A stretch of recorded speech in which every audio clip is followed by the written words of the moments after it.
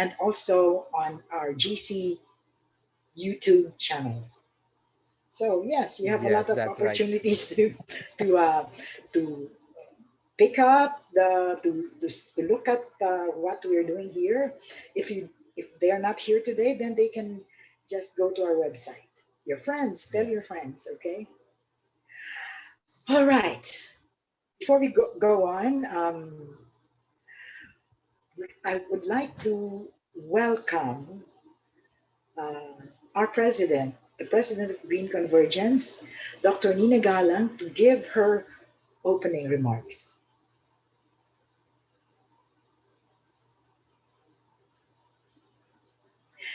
You're muted. You're muted. Okay.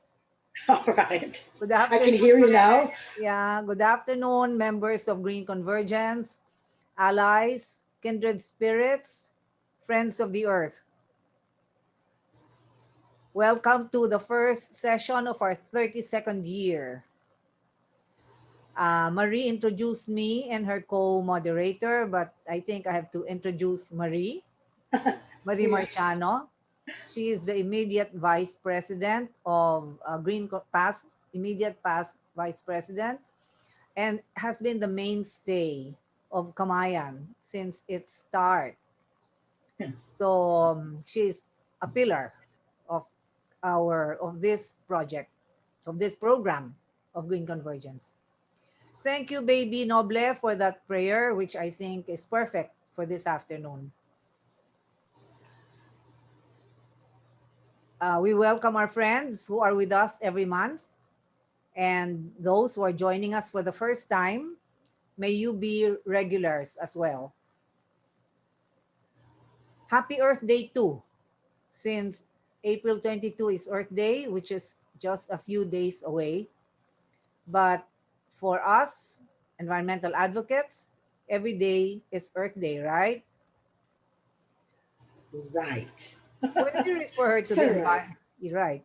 When we refer to the environment, we usually mean the physical world, which gives us everything we need to live: the air, water, soil, plants, animals, the birds and the bees and the flowers and the trees.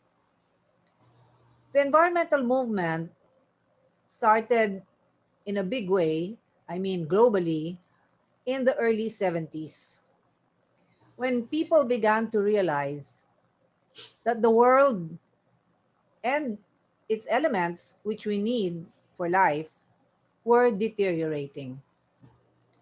The air and water were polluted, the soil infertile, animals had gone extinct, biodiversity was greatly threatened. Upon reflection, we see that the situation of the physical world is really the result of our human view of it and our treatment of it. Do we see it as just objects to do with it as we wish, extracting, wasting, and defacing the world for our self interest? Or do we see it as a treasure trove of goods for the enjoyment of all who are our co inhabitants of the planet? Do we feel it as sacred and therefore must interact with it with respect and gratitude for the goodness of its creator? Last February, we featured artists for the environment. We highlighted the fact that our emotions, triggered by art and artists, move us in a deeper level to care for our world. Today, we go to a more fundamental realm: spirituality, our connection with all that is, and the reverence that we owe to this connection, and ultimately to the almighty source of this creation. So, I know that we will have another enlightening session, And so we thank our invited speakers for coming and to share their reflections on this topic. Thank you for coming again. Good afternoon, and God bless us all.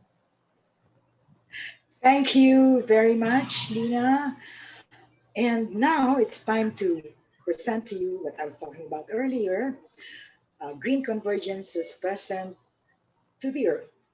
Of course, I feel that every day we are giving best the best of ourselves to protecting the earth.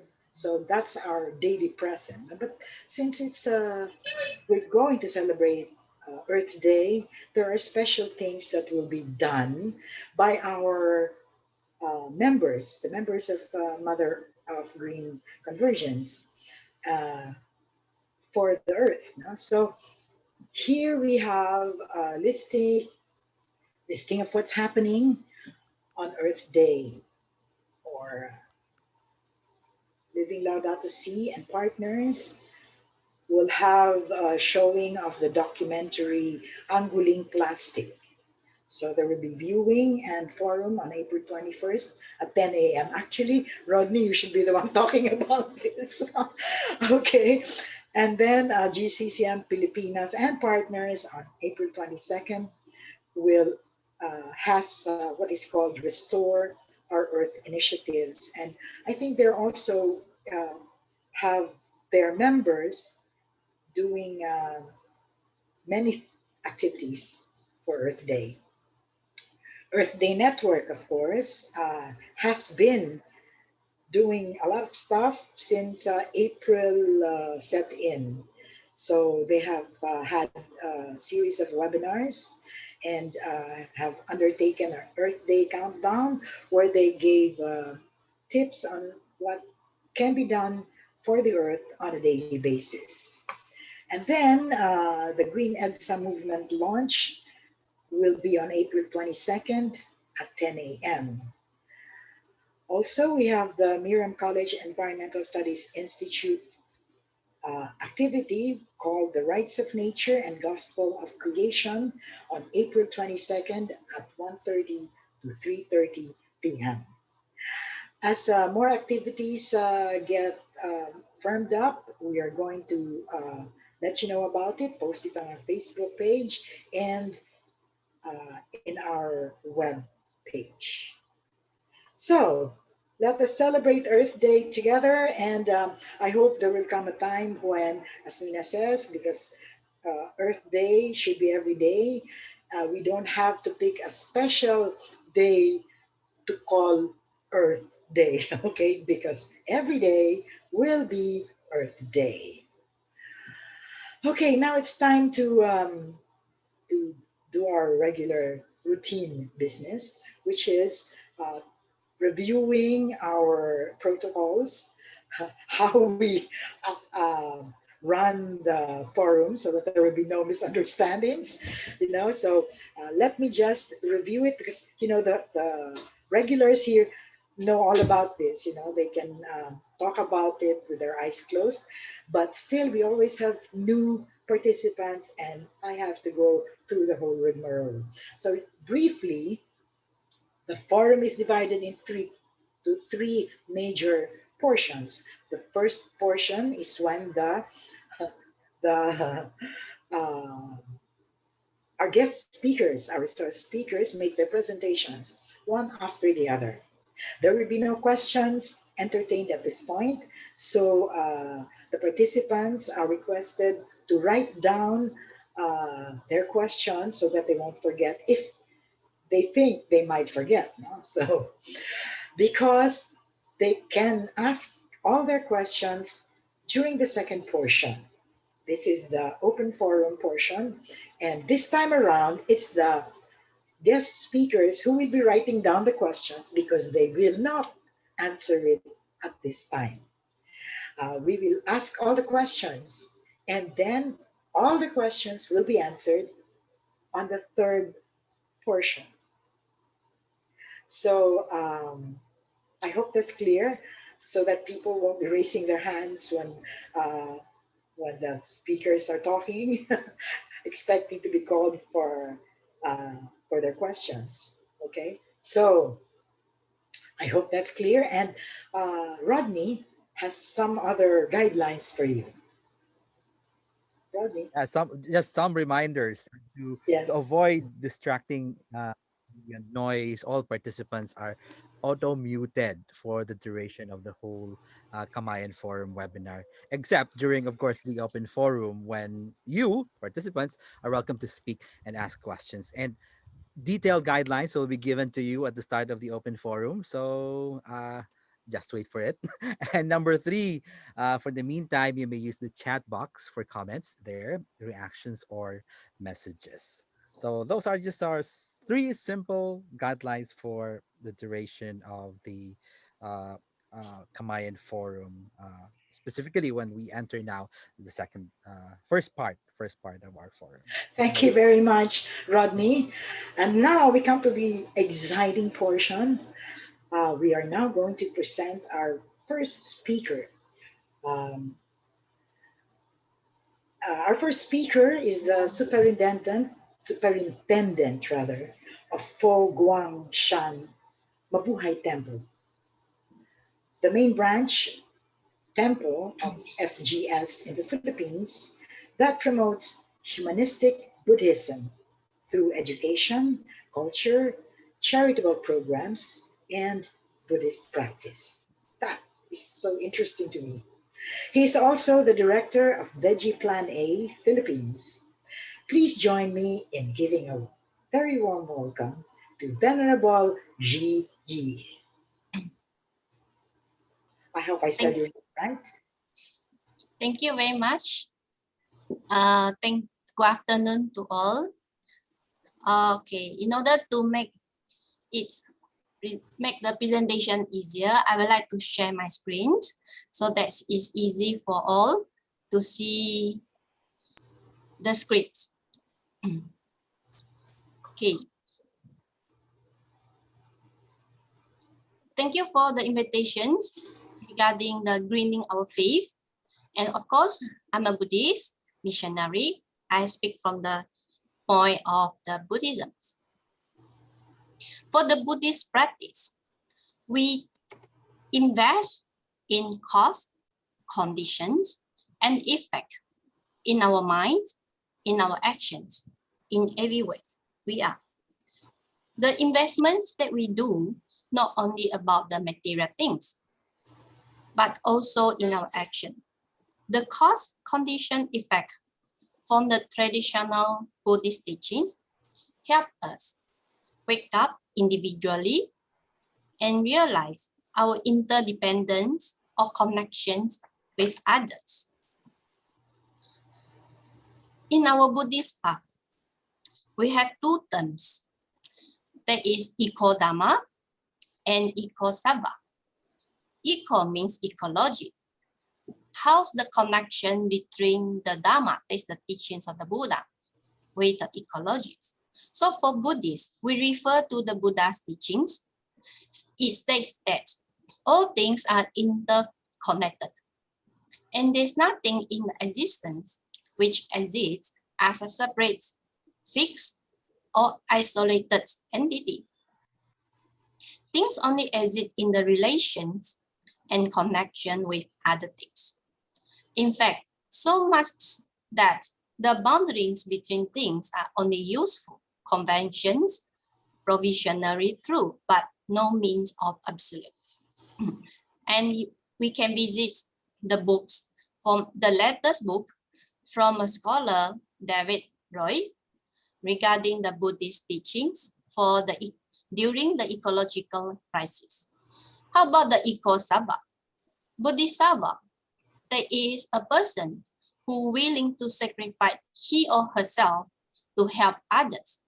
And during this ecology crisis, so we have these terms, eco-sava. There is the power to protect the ecology that as our practice by whoever. First, I would like to share what is the interconnected of the phenomenon of this world.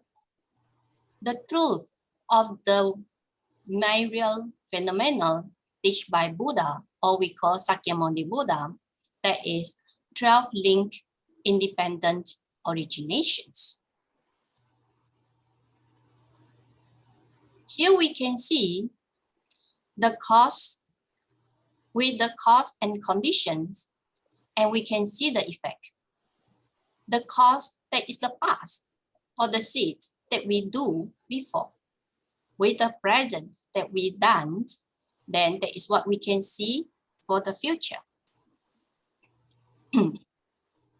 This is the connections or the so-called the contents of the 12 linked independent originations. Sometimes we also use the terms dependent originations. If you look from the Google or any Buddhist terms, the contents is ignorance, mental formations, consciousness, name and forms, six senses organs, our contact, our feeling, our craving, our granting, becoming, and last, of course, birth and aging.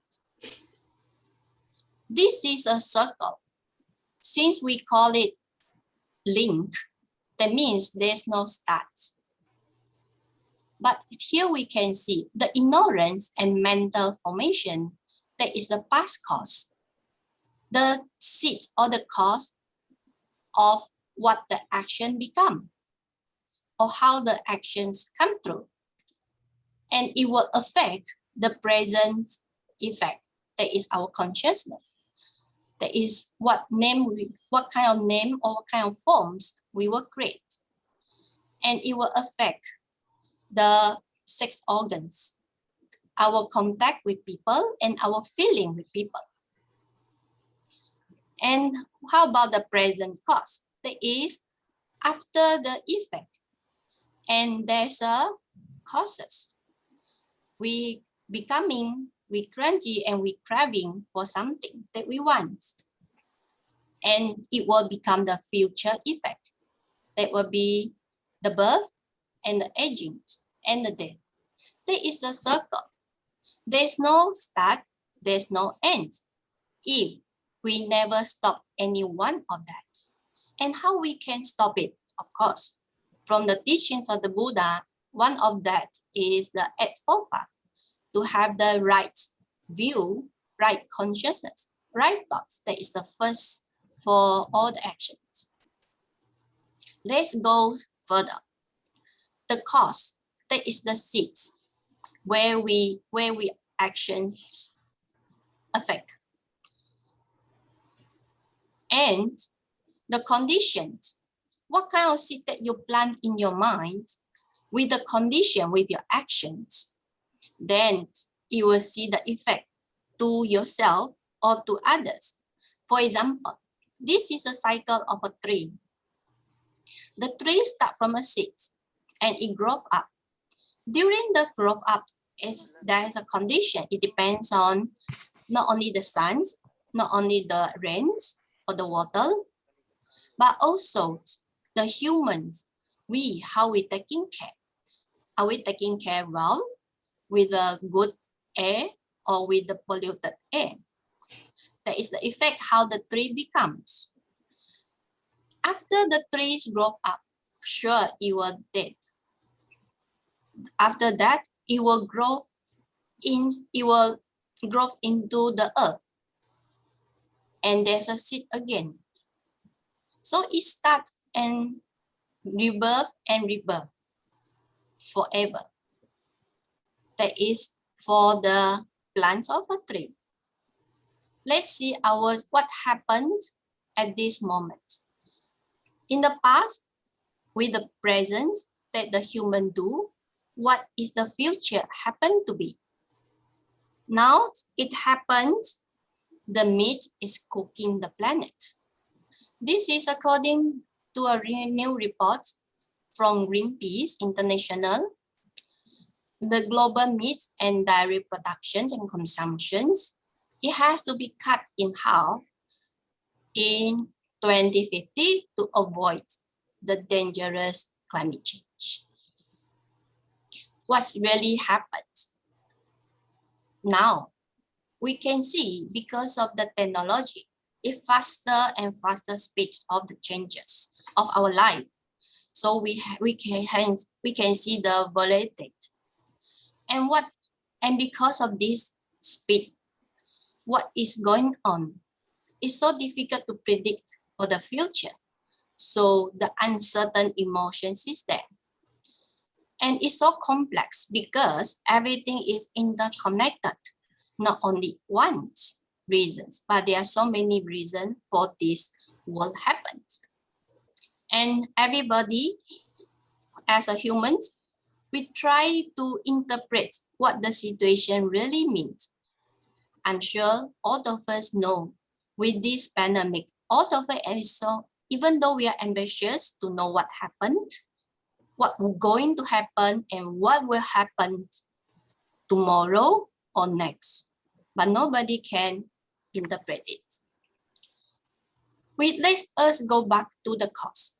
For as a humans, we have a very basic needs in terms of psychological, in terms of security, our social needs, our esteem needs, and of course, the self-actualizations. But humans, because of the uncertain, because of the unstable, everybody is so worried, we already start to change our temporary needs into a permanent ones. Because of this, what happened to humans? Our bodies treated as biomachines with different symptoms. Our environment treated as a resource, but it's to be exploited. And the citizens or the human treated as consumers and we even as a competitor by those businessmen. Let's see this picture. At first, we have this forest to get the fire from the woods. And we cut down the trees to build a small house. Because of the development, because of the humans' needs, we start to cut more trees to build better house. So what is the next? If we doubt the forest, where is the oxygen coming in? What's going to happen in the future? Humans, because humans start to have this Homo sapiens, we want to be different with the nature. That is where the ego coming in.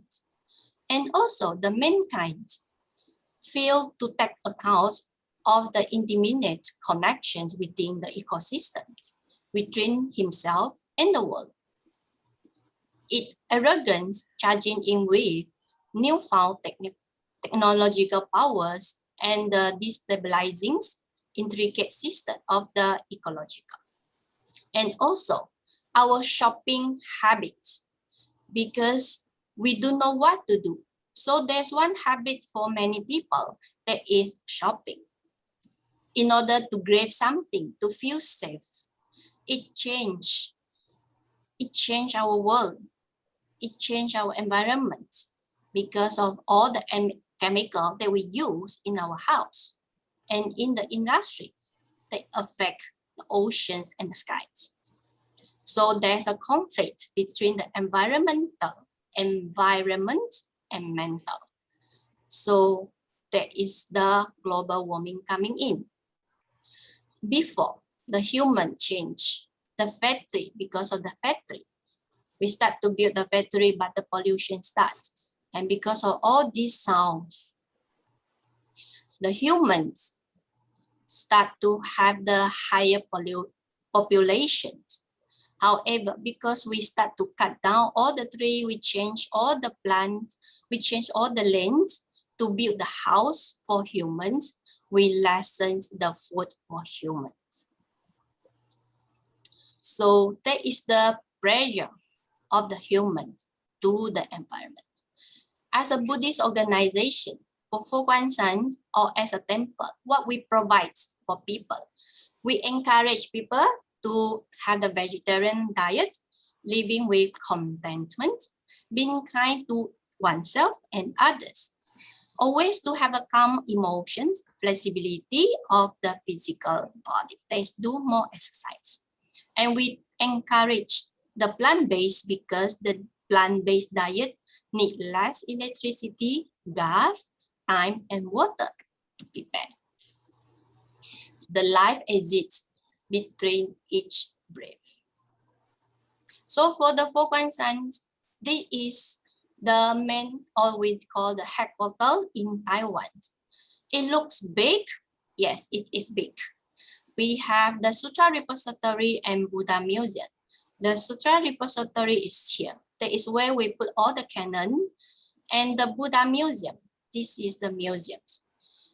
When we plant, during our planning to do these constructions, we are conscious and we are aware for the environment preservations. That is, Brahma, our founder, Brahma Master Singh, prioritized the importance of the ecological balance by keeping the same trees and providing sanctuary to sentient beings that existed before the construction. Though we invested in the constructions, we did not steal the homes of the birds and other living beings in the area. Instead, we changed our perspective. We invite back all the birds, all the species. After the constructions, we build back their house. So during our construction, we change our perspective from construct a building to preserve the ecological balance. We change. This is our awareness of the environment preservations. Here, every time during our constructions, we will do a prayer first. And here we can see that we always help to plant back the tree. So we say we always have this activity that is a part of the liver, it can save a life. But a seed of a tree, it can save the earth. We start to have a lot of planting trees start from this year, especially. So the solution that Buddhism can offer is an understanding that survival is the right of all beings. The template initiative to provide a better understanding of life interdependencies through all those activities. But at the same, we not only for the environmental sustainability, but also the sustainable for the human beings. We not only plant back the tree, we also encourage people about the vegetarians. Of course, in here you can see our founder, Reverend Master Singh, in year 2012. He started to have this book, The Relationship Between the Buddhisms and Vegetarian. If you're interested, you can look for this book in the internet. That you can see the contents. It even teach us how to cook the vegetarian food. If you are interested to try it. Can you believe that the vegetarian can have this much effect? That is the zero hunger, the combat of the climate change, for the biodiversity, for the sustainable of the consumption and the consumptions and the production and the ethical treatments of the animals. This is our website. We start 4 years ago for this activity. That at this up to today, we already have, even though we only have 371,000 of people to participate, and how cumulative the days on vegetarian diet, only 71 billion. But you can see the impact. That is, we can help to reduce the tree cutting. We can help to reduce the carbon emissions to the air. We can help to save the water. And also the most important, we can save so much food for humans. We have the target We hope that we can have this much people by the year 2022.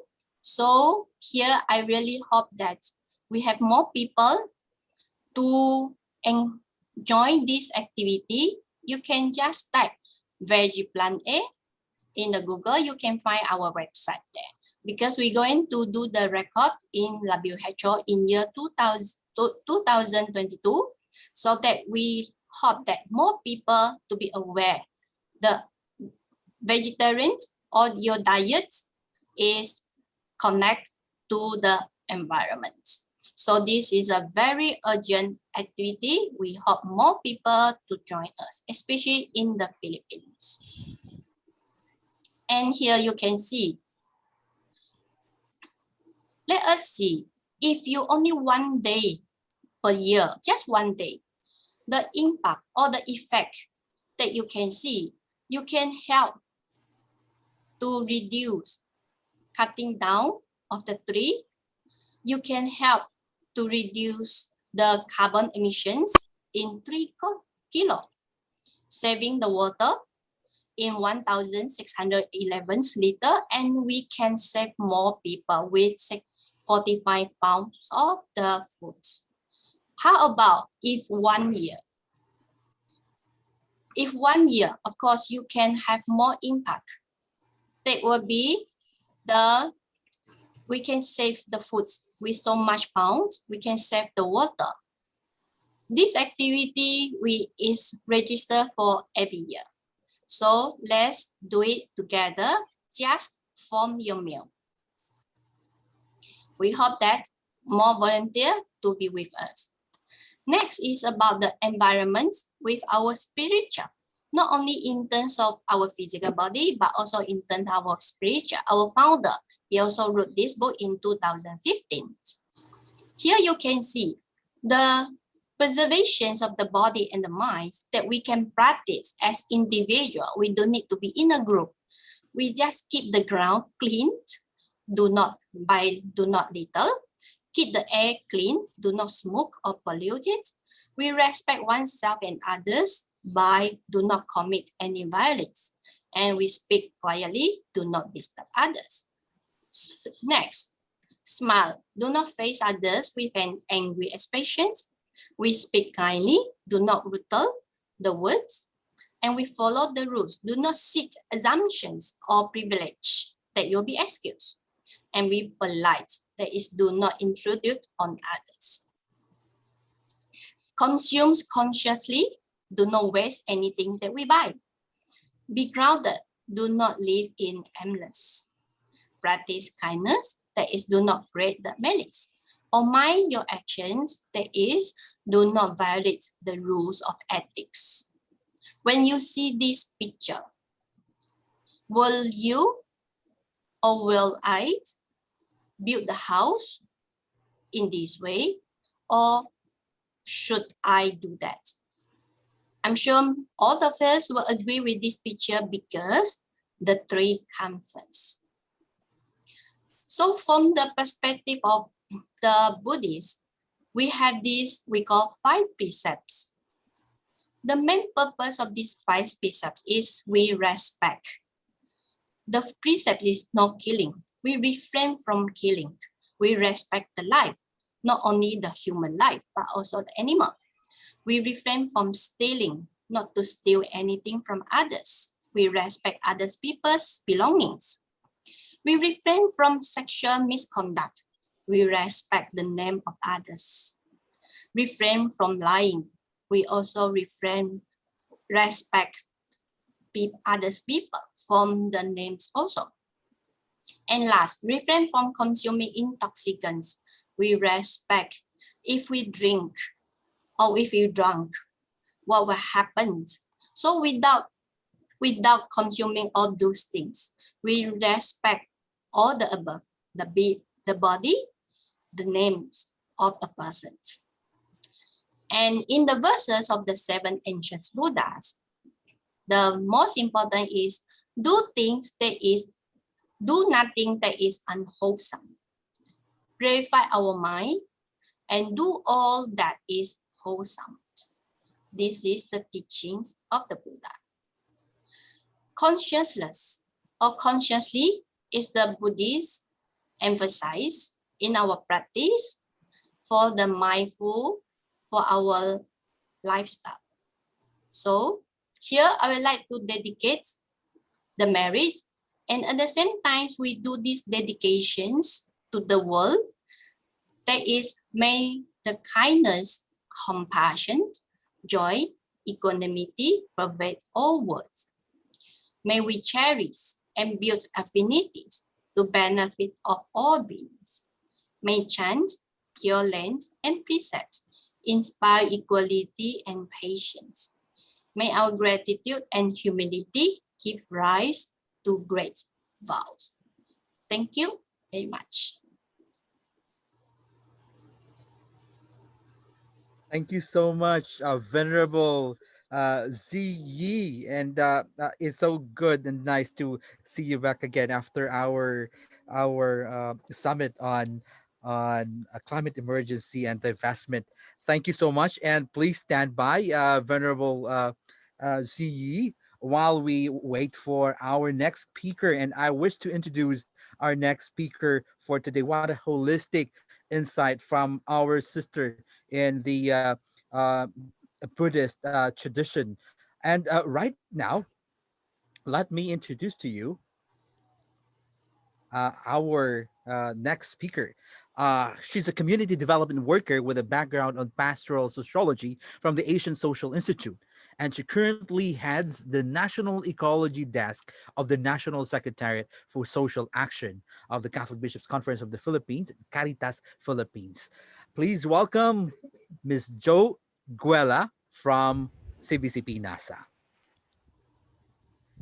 Hello, good afternoon. Maraming salamat, Rodney. Good afternoon, Dr. Nina, and to all our friends who are here. Maraming salamat po for the opportunity to share on behalf of Father Tony Labiao, our Executive Secretary of NASA Caritas Philippines. So, samahan niyo po ako, especially to our all Catholics friends and sisters and brothers who are here and also those who are watching on us. Journey with me with this sharing po, especially on Catholic faith. So before I go on, let me also share what I have prepared. Okay, so for this afternoon, looking into the Philippines, as we all know, majority of our population are Catholics. And even in the government services, s- many leaders we have are also Catholics. So, thinking of looking into our faith, especially on concerns for environment and love for creation, how are we as Catholics and the Christian faith really are turning this into a more concrete expression of loving our common home? Okay, so my sharing this afternoon would focus on the call to care for our common home. And I will call this our journey towards integral ecology and integrity of creation. But before anything else, doon po sa mga hindi pa masyadong familiar sa NASA Caritas Philippines, we are the development, humanitarian, and advocacy arm of the Catholic Bishops' Conference of the Philippines. And at the same time po, we are also the National Secretariat of the Social Action Centers of the 85 dioceses in the Philippines. So we usually work with the social action centers of every diocese in the Philippines. And for our vision to see an empowered and resilient Filipino communities living out faith, working for justice, peace, and of course, the integrity of creation. And our mission, again, inspired by the gospel and guided by the Catholic social teachings, we commit to accompany the social action centers and the vulnerable communities, facilitate and develop responsive and sustainable social action programs, and promote collective and unified advocacy action on key socio-economic and environmental issues, and to establish and strengthen local resource mobilization of the local dioceses and the Caritas as well. So, as our friend from Buddhism a while ago shared the meaning of ecology, this is also we as Catholics and Christians founded our love for ecology. Um, as defined, no, or as we understand, living in harmony with Mother Earth. So, I know we all have that when we talk of ecology. We have that in heart, how we live in harmony with Mother Earth. And ecology also has to do with the relations, interactions, and dialogue of all living creatures, the interconnectedness, and among themselves and all that exists. So kahit po ngayon, let us try to breathe in our connectedness with one another. Kahit po nasa screen tayong lahat, our connection to the trees, our connection to the land, to the mountains, sa mga karagatan, sa lahat sa atin, kahit sa mga maliliit na creatures na nasa ating kapalibutan.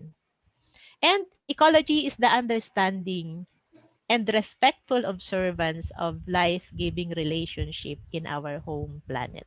Kanina po sa Buddhism, nababanggit din po no, yung respect for all.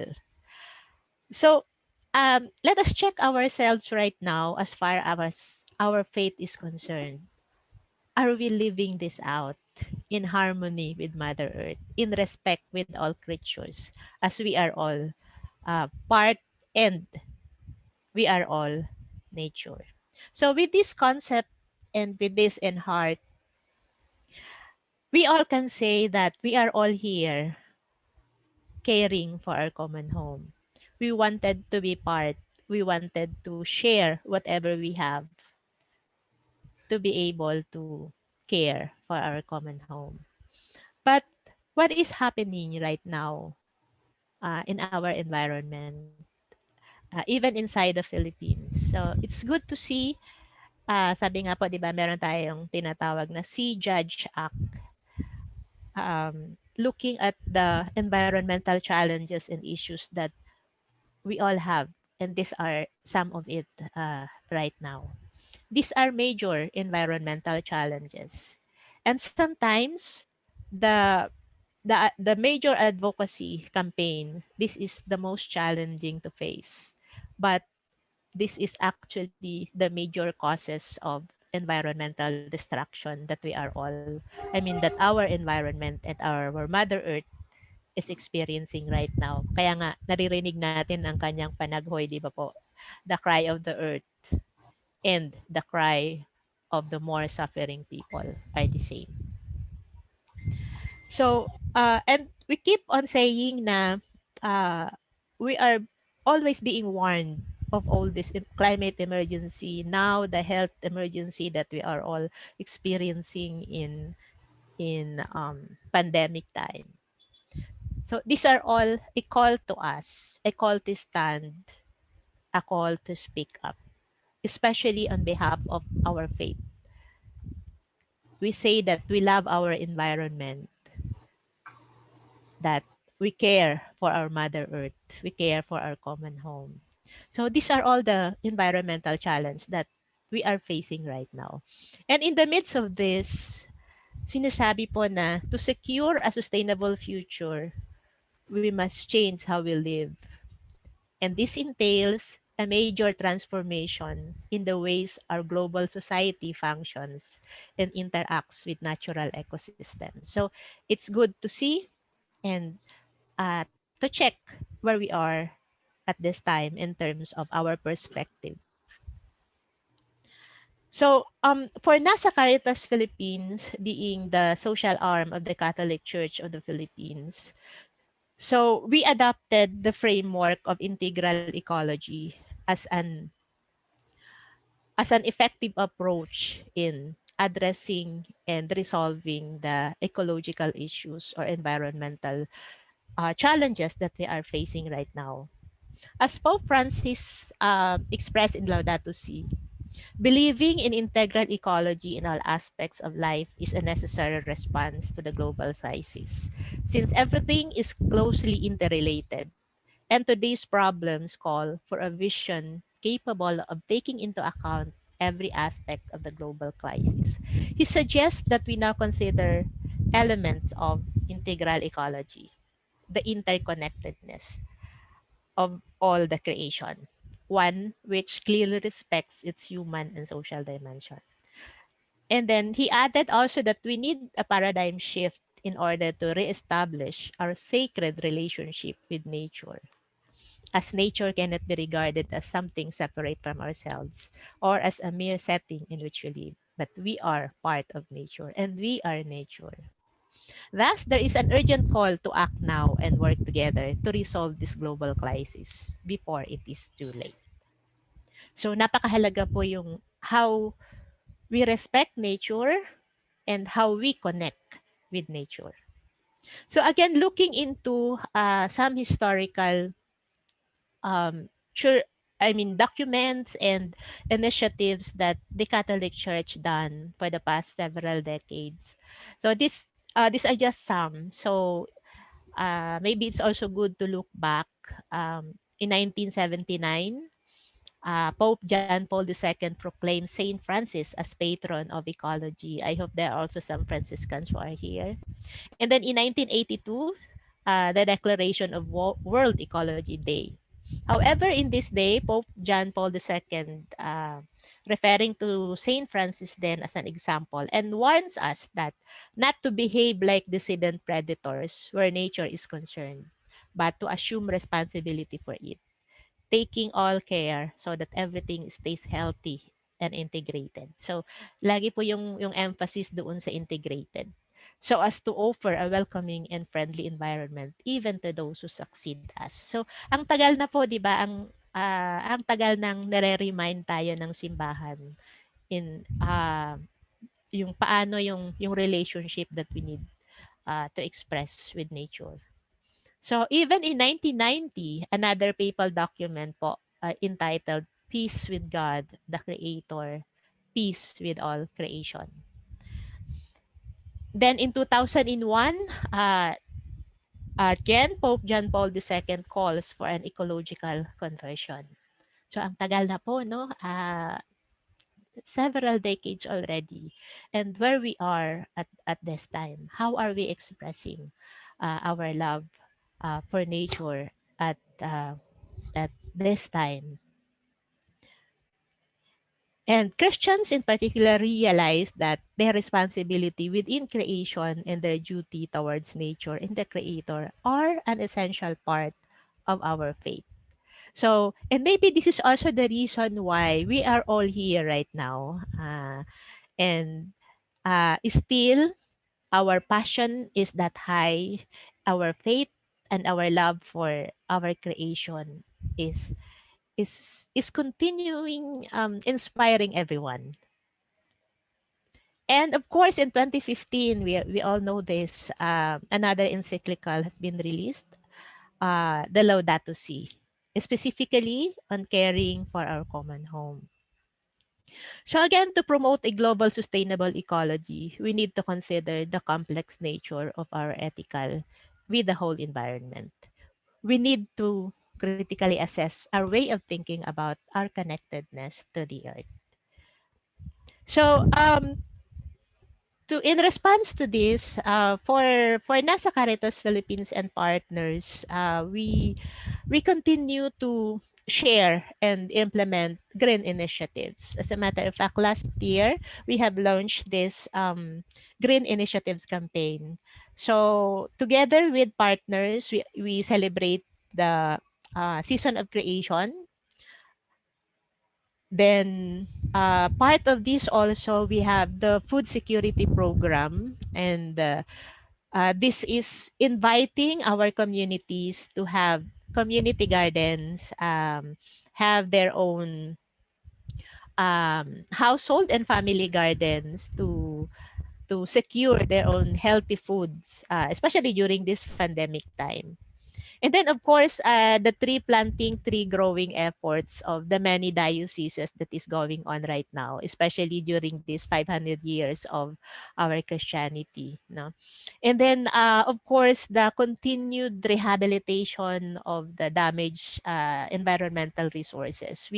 Our communities and dioceses are continually doing that right now. And of course, our ongoing campaign for the rights of nature. Um, this is the lobbying and again the pushing of this campaign to come up with the law that would respect the rights of nature, no? And then particularly for the CBCP, particularly last year when we issued the pastoral letter, an urgent call for ecological conversion, hope in the face of climate emergency. So again, this is a reminder for the Catholic faithful in the Philippines to see and to respond to the call for ecological conversion, and together as a community, as a diocese, and as a church, how we will be responding together. So as a result of that, there are some concrete ecological actions with this pastoral letter that is being shared and join the Catholic faithful to live this out and to practice this. Particularly, these are some the to integrate the care of creation as our common home in our teaching and practice of Christian discipleship. No? To live simply, to prevent and reduce biodiversity loss by growing indigenous plants and trees. That is why right now we are doing the tree growing and planting of trees by many dioceses who are doing that, and I think even schools and other organizations are also doing this right now. Then the promotion of the diversified and sustainable agriculture, especially among our agricultural lands, among our farmers. And then participate in efforts to protect and preserve our seas, oceans, and fishery resources, to protect our watersheds, and to push for an immediate transition to clean energy, to safe, clean, and affordable energy, to ensure just and fair transition to renewable sources, and reject false solutions, and especially our campaign against coal industries. So we also have this is in relation to divestment campaign that we are doing now, to do not allow the financial resources of the Catholic institutions to be invested in favor of coal-fired power plants, mining companies, and other destructive projects that we all know that is causing the major destruction in our environment. And of course, to integrate the Laudato Si in the curriculum and strategic plans of the Catholic educational institutions. This is also what we are working on right now, to integrate the Laudato Si in the curriculum of our um, schools. And then to organize and educate people into a well-informed and empowered citizenry, our advocacy works. And many more ecological actions that we need to do. So, and this is the last three slides. Um, Recently, we have launched the CBCP National Laudato Si program. This was launched in March this year, and this is now spearheaded by the CBCP with the 8 CBCP commissions. So, looking back again in the foundations of the 2021 National Laudato Si program, because we are already starting implementing this program right now. So these are some of the pastoral letters that we also um, need to review and see. And this is the historical journey and the coming up of the Laudato Si National Program right now. So may pinanggagalingan po siyang references in terms of the response of the CBCP in protecting our common home. So, yun. And these are the members of the Inter-CBCP Commissions Working Group. So, we have the 8 CBCP commissions plus the GCCM Pilipinas. And now, pretty soon, we will be including and inviting partners, especially the National Environmental Networks here. And they will be joining this group in the coming months. So for the National Laudato Si program, these are the components. So we have the education and formation, the organizational development, the liturgy and worship, partnership is strengthening research and database, and specific advocacy. So this is our effort. This is now the effort of CBCP headed by NASA Caritas Philippines to be able to implement well the National Laudato Si program in all the dioceses. So, and of course, with the help of the CBCP commissions. And we are now happy to share this with all the bishops, and hopefully, as we continue to implement, it will also be shared down to the um, parishes and communities. So this is the major concern that we are doing now, and hopefully that this will be work on, especially the establishment of the ecology ministries, not only on the diocesan level, but as well as on the parishes level. So can you imagine if all our parishes and communities will have an ecology program and an ecology ministry responding to ecological concerns in every diocese and communities? So part also of our effort now and is our commitment in caring for our common home. I know that most of you have already joined this no, in signing the Laudato Si pledge. Um, but this time,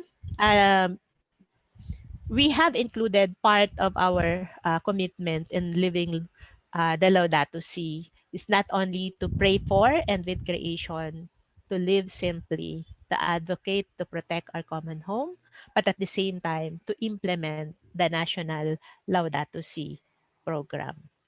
So, for those who have not yet signed, so we are inviting you to sign and to give your Laudato Si pledge commitment as we continue together as one church implementing and a more greener church and greener communities in the Philippines through the Laudato Si National Program.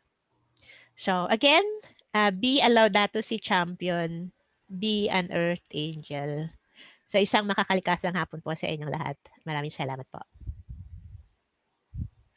Maraming salamat, Joe, Jocelyn Guela of NASA Caritas Philippines for reminding the Catholics among us um, what uh, we need to do to fully express our faith, no? And for enlightening us about what the Catholic Church is doing and working on, for the information also of all the other faiths, you know, because we have to work together.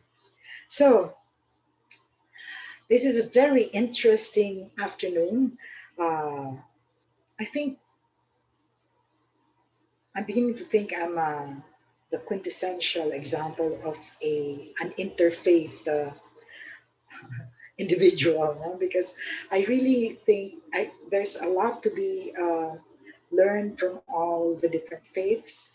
Of course, I'm a baptized Catholic, and I intend to remain so. And so I thank Joe for uh, giving us the lowdown on our faith. And now our third speaker is the co-founder of the Peacemakers Circle Foundation, a nonprofit interfaith organization established in 2001 that builds bridges of mutual respect, understanding, and cooperation between peoples of diverse cultures and beliefs.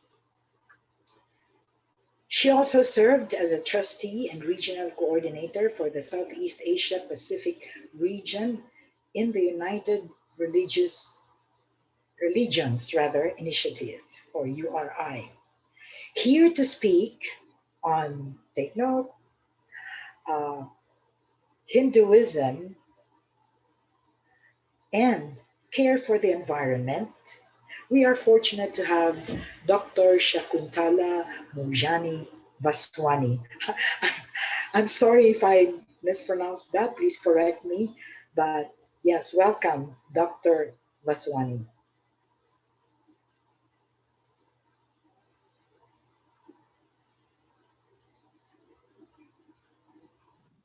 Dr. Vaswani.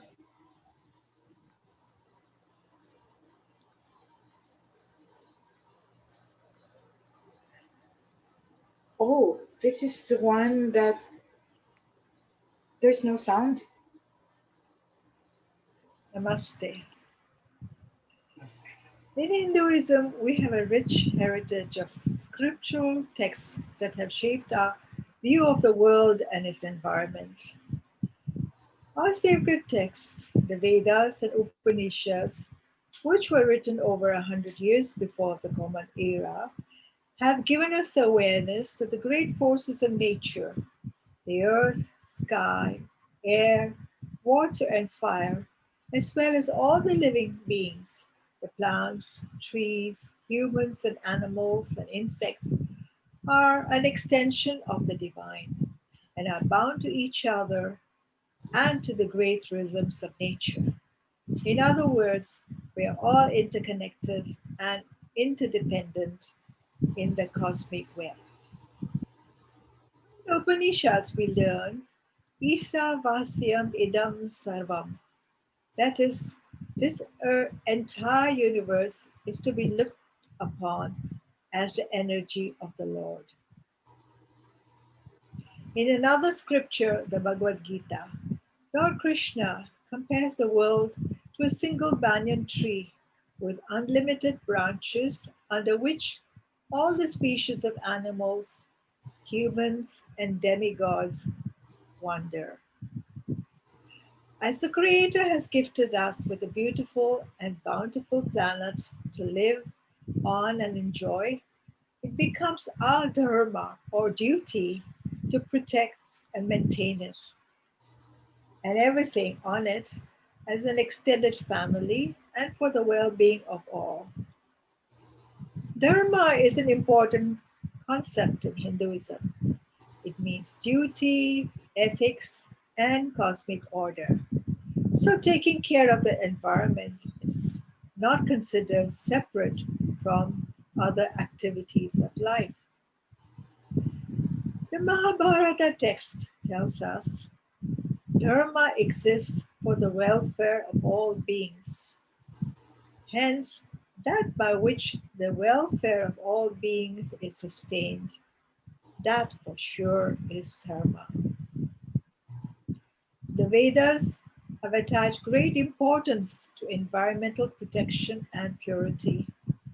They emphasize safeguarding the habitats, proper forestation, and non pollution. In fact, man is forbidden from exploiting nature.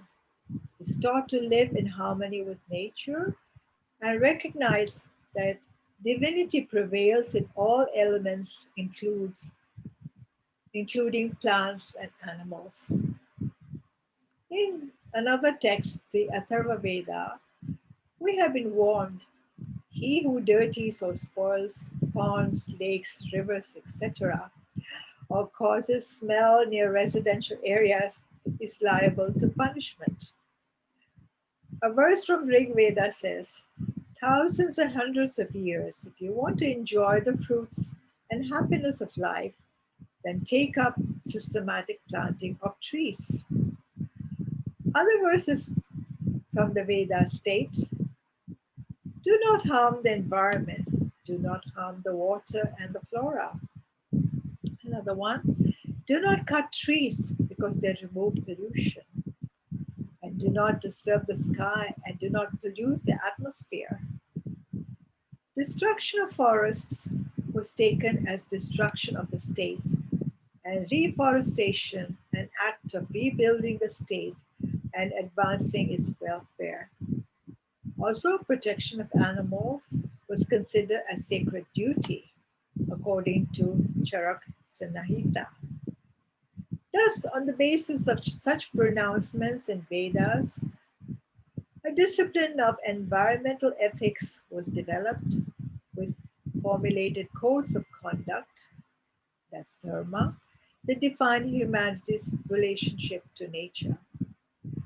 These religious ethics have acted as sanctions against environmental destruction for hundreds of years in India.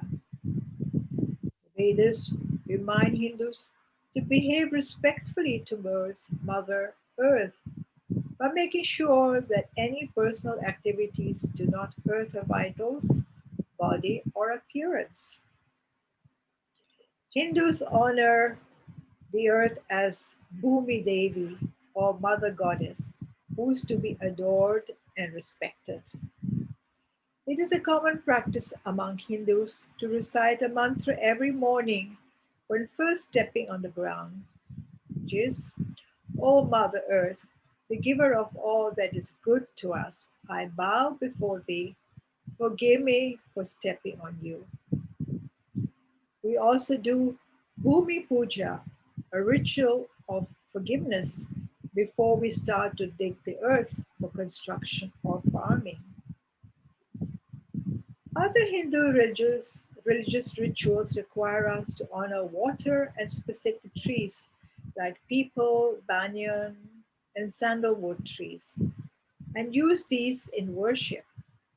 In addition, leaves of mango tree, apple wood tree, and gooseberry trees all have values in religious rituals. Thus, saving these trees is necessary for the rituals, and then it becomes an integral part of life. The wisdom of Ayurveda in using plants and herbs for health care and well being is also from ancient times and requires growing and preserving the herbal plants. As nature is a manifestation of the divine, in ancient times sacred groves and sacred rivers and mountains were identified and worshipped, and these later became pilgrim centers, which were protected by the local communities and became precious forest resources. Here we see stable conservation of natural resources being practiced through traditional beliefs. The concept of karma, or the cosmic law of cause and effect, is at the heart of Hinduism. It warns us that every action, however minuscule, creates its own set of reactions, which then has a cascading effect. Also, all actions are connected and are part of the universe, so their effect is not just on other humans, but also nature, of which we are a part. Even a small act can create great consequences, is the common knowledge to all Hindus. Karma, together with the virtue of ahimsa or non-violence towards all living things, creates respect for all inhabitants, and it inhibits us from harming other creatures and nature.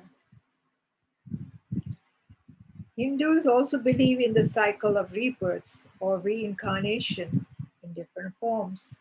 depending upon your karmas from previous lives. So a person may be reincarnated as a human or an animal or a bird. So all people are understood to pass through many lives on their pathways to ultimate liberation. Therefore, incarnation creates a sense of solidarity between people of all people and all living things. Hindus also strongly believe in the principle of Vasudeva Kutumbakam, that is, the world is one family, and the divine is in all, including the animals, and they are a part of the ecological balance, so have to be protected. All these values and the understanding, care, and reverence towards the environment have helped to sustain the ecological balance for centuries in the Hindu culture in India. Unfortunately, our stewardship of Mother Earth has diminished over the last century or so, either due to loss of understanding that Mother Earth is our mother and has to be cared for, or rather deliberate ignorance in the cause of population growth, development, and industrialization. Mahatma Gandhi once said, "The earth provides to satisfy every man's need, but not every man's greed," just to discourage unnecessary exploitation of the natural resources. Mahatma Gandhi was also a great believer in drawing upon the rich variety of spiritual and cultural heritage of India. His Satyagraha movement, the Truth Force, a non-violent resistance movement, has also been applied to environmental issues. Hindu communities like the Bishnois and Bhils in India created the Chipko, or the Hugging Trees movement, and used Satyagraha to save trees and to argue that they were simply expressing their reverence for creation according to Hindu teachings and not restoring the environment. These communities do not see religion, ecology, and ethics as separate areas of life. The movement brought awareness not only to deforestation, but also to water conservation, mining practices, and other industrial influences in the area. Now the world is grappling to find solutions to the multiple crises of the environment through science and technology. But these are not enough. We need to return to the teachings and practices from our religions that infuse sacredness and reverence in our relationship with nature, just as in Hinduism. Recently, in 2015, the Oxford Center for Hindu Studies came up with the Hindu Declaration on Climate Change, which is a global call to the 900 million Hindus living worldwide to lead lives in harmony and balance with the natural world. It also asks the world leaders to find long and lasting solutions to climate change at the upcoming climate negotiations in Paris, as COP21. Some excerpts from Hindu Declaration on Climate Change. We call on all Hindus to expand our conception of dharma. We must consider the effect of our actions, not just as on ourselves and those humans around us, but also on all beings. We have a dharmic duty for each of us to do our part in ensuring that we have a functioning and abundant and bountiful planet. Climate change creates pain, suffering, and violence. Unless we change how we use energy, how we use the land, how we grow our crops, how we treat other animals, and how we use our natural resources, we will only further this pain, suffering, and violence. On a personal basis, we can reduce the suffering by beginning to transform our habits, simplifying our lives and material desires, are not taking more than our reasonable share of resources. Adopting a plant based diet is one of the single most powerful acts that a person can take in reducing environmental impact. In doing all of this, we help maintain the ecological and cosmic order, an order that allows life and existence to flourish. Yes, indeed, we need to change to a dharmic way of life to love and care for Mother Earth and ensure a healthier planet for our future generations. This is also a call for all our religious leaders to be proactive in guiding their communities towards adopting environmentally friendly practices. Finally, Loka Samasta Sukhino Bhavantu. May there be auspiciousness in the world and in all beings. Thank you. Om Shanti. Om Shanti. Om Shanti. Thank you so much for uh, the insights and the learnings from the Hindu tradition. So from the Buddhist tradition, we went to the Christian Abrahamic tradition, and now we have Hinduism and care for the environment. Thank you so much, Dr. Shakun Mujahid, the co-founder of Peacemakers Circle and Foundation. And right now, sisters and brothers, we will be listening to our last speaker. Our last, of course, speaker is again from the Christian Abrahamic tradition. And he is the program's secretary of the program unit on faith, witness, and service of the National Council of Churches in the Philippines, or NCCP. This is where the council's humanitarian development and advocacy programs are lodged. So, sisters and brothers, please welcome Sir Mervyn Sol A. Tuquero to talk about care for creation. Good afternoon, Sir Mervyn. Thank you and good afternoon. I would like to share my screen for my presentation.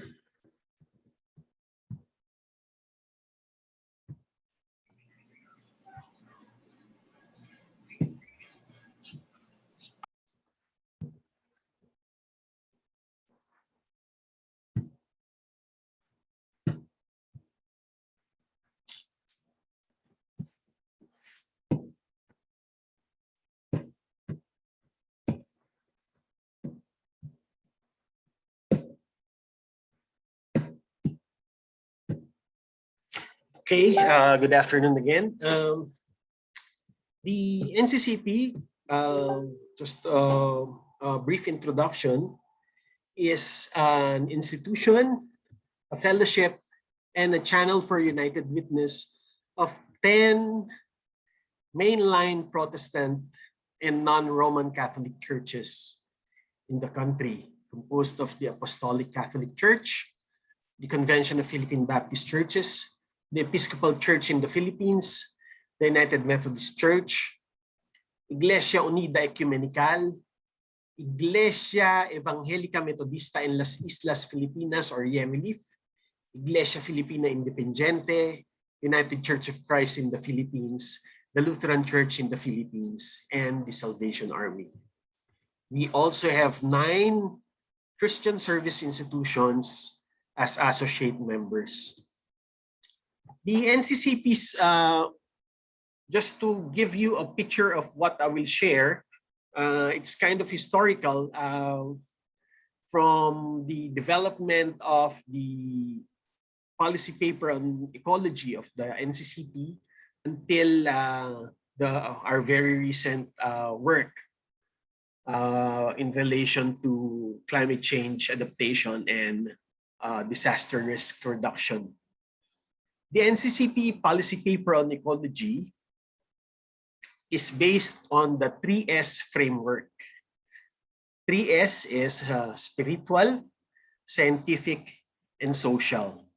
And this was adopted by the General Convention, the highest policy-making body of the NCCP, in its November 1991 assembly. It says that the definitions and implications of ecology and ecumenism, or the coming together of churches to spread the love of Jesus Christ, springs from similar origins. Ecology comes from the Greek words oikos and logos, which means house and knowledge, respectively. And ecumenism is derived from oikomene, coming from the Greek word oikein, which means to inhabit.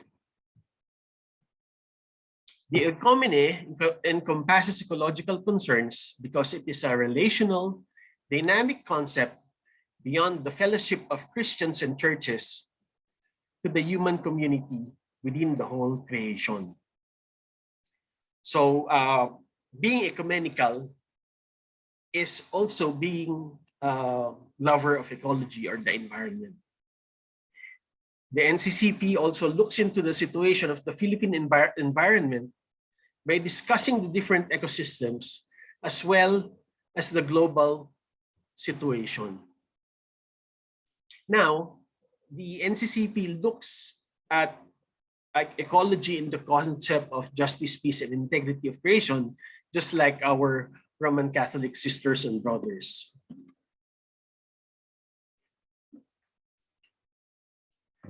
The JPIC concept in relation to Protestants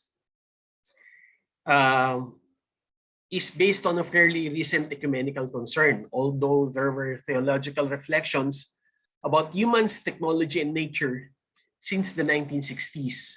And in 1983, when the World Council of Churches Vancouver Assembly had a decision to engage its members on a covenant for justice, peace, and integrity of creation, because the concept of creation permeates in the whole Bible. And salvation can also be understood as the act of redemption of humanity and the whole creation. And aside from that, there is an emphasis on the view of indigenous peoples that the sanctity of life is interwoven with the spirituality of creation, of which the concept of land is life is very strong. To care for creation is to become good stewards of it. We all know that for indigenous people, they do not have a concept of owning the land. They think that land, they believe that land is here to nurture the present generation and to nurture future generations. Thus, stewardship of creation is the acceptance of our responsibility in the protection and enhancement of creation and participation in welcoming the coming of a new heaven and a new earth. In the Philippines, the issue of ecology and environment is not separate from the perspective of the overall struggles for justice and peace. So it is not a separate development concern. People's initiatives or actions for the protection of the environment should be viewed in the context of the country's history and the struggles of the Filipino people for a better life. The context, when we should really look into the historical context why majority or a huge number of Filipinos do not have access to resources. What is the historical concept of that, and how it impacts on our environment? And the NCCP sees the role of churches in environmental protection as providing support and encouragement for the whole ecological movement. It doesn't see itself as separate from the ecological movement. Churches also impart ways in the orientation and practices in relation to the environment in their constituencies and communities they serve. And they also help open their prospects for enhancing the lives and livelihood of people. Now, as a result of the NCCP policy paper on the environment, the NCCP decided to come up with a comprehensive ecology and environmental protection program. This is a program from 1992 to 2002. And it is a response to the rapid degradation then of the Philippine environment and the growing global movement for ecological protection, particularly the worldwide ecumenical movement of churches that adheres to the JPIC concept as basis for Christian social practice. Now, the program believes, through the NCCP through the program believes that educating the people, mobilizing and organizing them towards concerted efforts can be a potent force in societal transformation and environmental protection. Its general objective was to contribute to the preservation, active defense, and rehabilitation and promotion of Philippine ecology by empowering the churches to direct efforts in community-based, people-oriented, and comprehensive environmental action. The program was implemented in partnership with churches, ecumenical bodies, communities, people's organizations, non-government, as well as government organizations. So as I've said, it started in 1992 and has undergone 3 phases. For phase 1 was massive awareness building and advocacy. For phase 1, I think they reached almost 18,000 people who have undergone what we call the basic ecological seminars. So in that 2 years.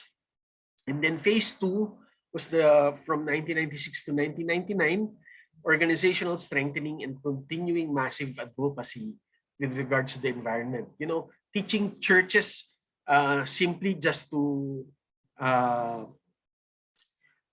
reduce, reuse, recycle, how do you say this, the garbage segregation, tree planting, to actually joining with other groups working or opposing projects like large-scale mining can disembowel the environment. And then phasing out, which was from 2000 to 2002, which ensures the sustainability of the environmental work of churches and networks. Now, as I've said, it's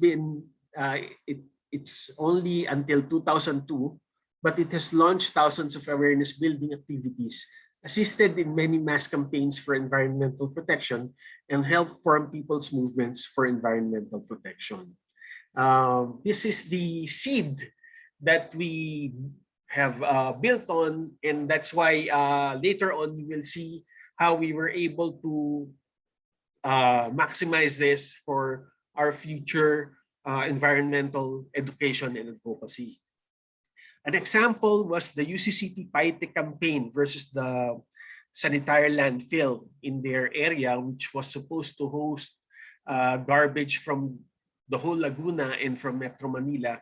And using the 3S framework, they were able to work with other churches, other groups in Paite, other groups in the Philippines, and even they even encouraged an international campaign against the landfill, and they were able to stop its operation.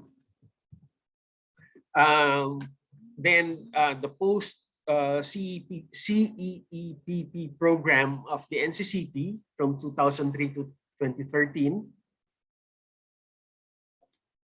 we continued to be engaged in ecological concerns, and we have been very vocal and visible on the issue of large-scale mining and climate change through continuing education and training, environmental investigative missions, advocacy for environmental protection,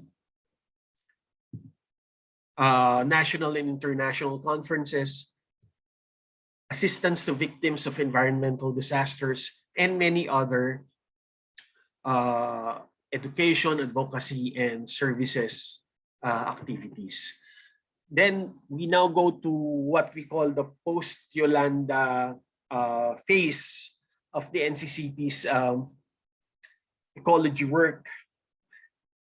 Is based on the NCCP resolution on climate change and disaster risk reduction, CCA and DRR. It was adopted by the 2015 NCCP General Convention. It says that climate change will impact us all, but it is those who are poor that are the most vulnerable and most severely affected. And integral to NCCP's mission is to uphold the rights and dignity, especially those of the poorest and most marginalized affected by climate change, meet the needs of those who are the victims of human-induced climate change and natural disasters, educate members on the effects of climate change, to speak out locally and globally for climate justice, respect the rights to security, protection, and to provide humanitarian assistance of the most vulnerable. The said paper, policy paper, has specific calls to our member churches. First is to assert climate justice and denounce the wanton destruction of the environment. Number two is to promote awareness and increased understanding on ways to reduce disaster risks and vulnerabilities of communities and better preparedness for future emergencies and climate change adaptation. Provide the necessary skills and knowledge for church people to become first responders during times of emergencies. Encourage more churches to open up their facilities or places of worship to become sanctuaries or temporary safe havens for people affected by disasters or conflicts. Integrate education on disaster risk reduction and climate change adaptation to member churches and ecumenical partners' capacity building programs, and build a network of first responders and volunteers among churches and ecumenical partners. So you can see the shift. It's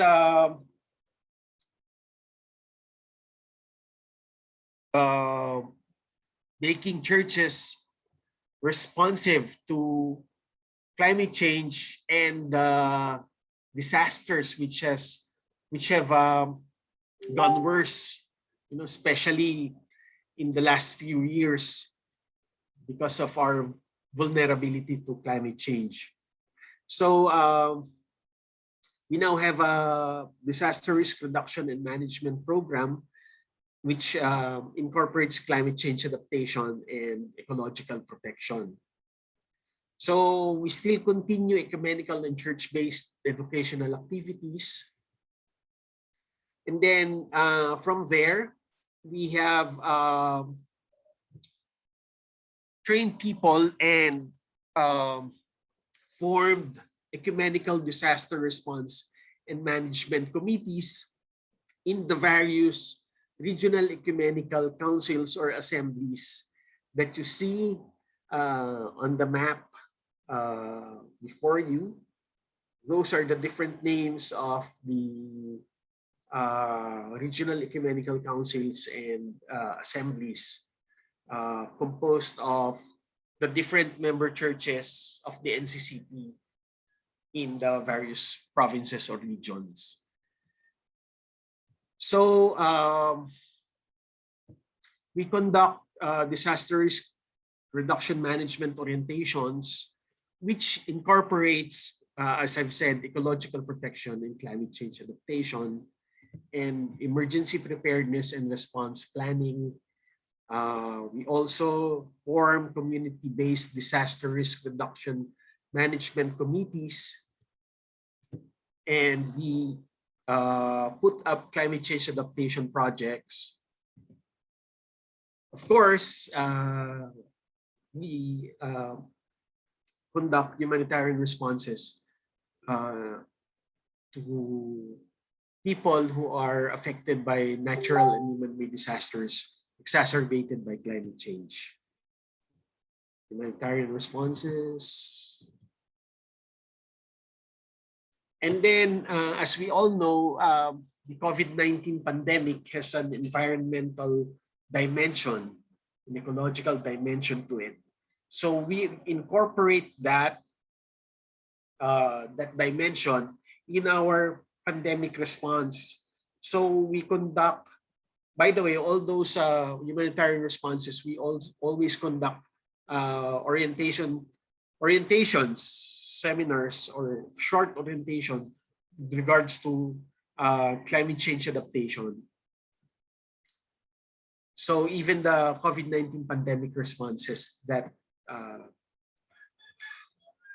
orientation to it. So these are examples of these are examples of our primers regarding COVID-19, which is an ecological dimension to it.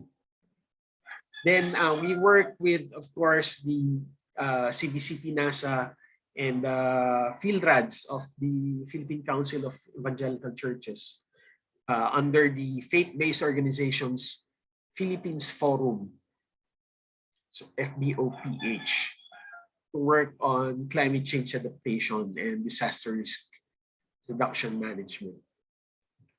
And we continue to engage in other environmental issues like mining and the rights violations against environmental defenders, including those committed against indigenous people. We have seen many environmental defenders killed throughout the years, and through various advocacy and lobbying activities, we have brought these concerns to various international mechanisms, including the UN Human Rights Council. So, maraming salamat po. I would like to leave you with this verse from Romans chapter 8, verse 21, that the creation itself will be liberated from its bondage to decay and brought into the glorious freedom of the children of God. Maraming salamat po.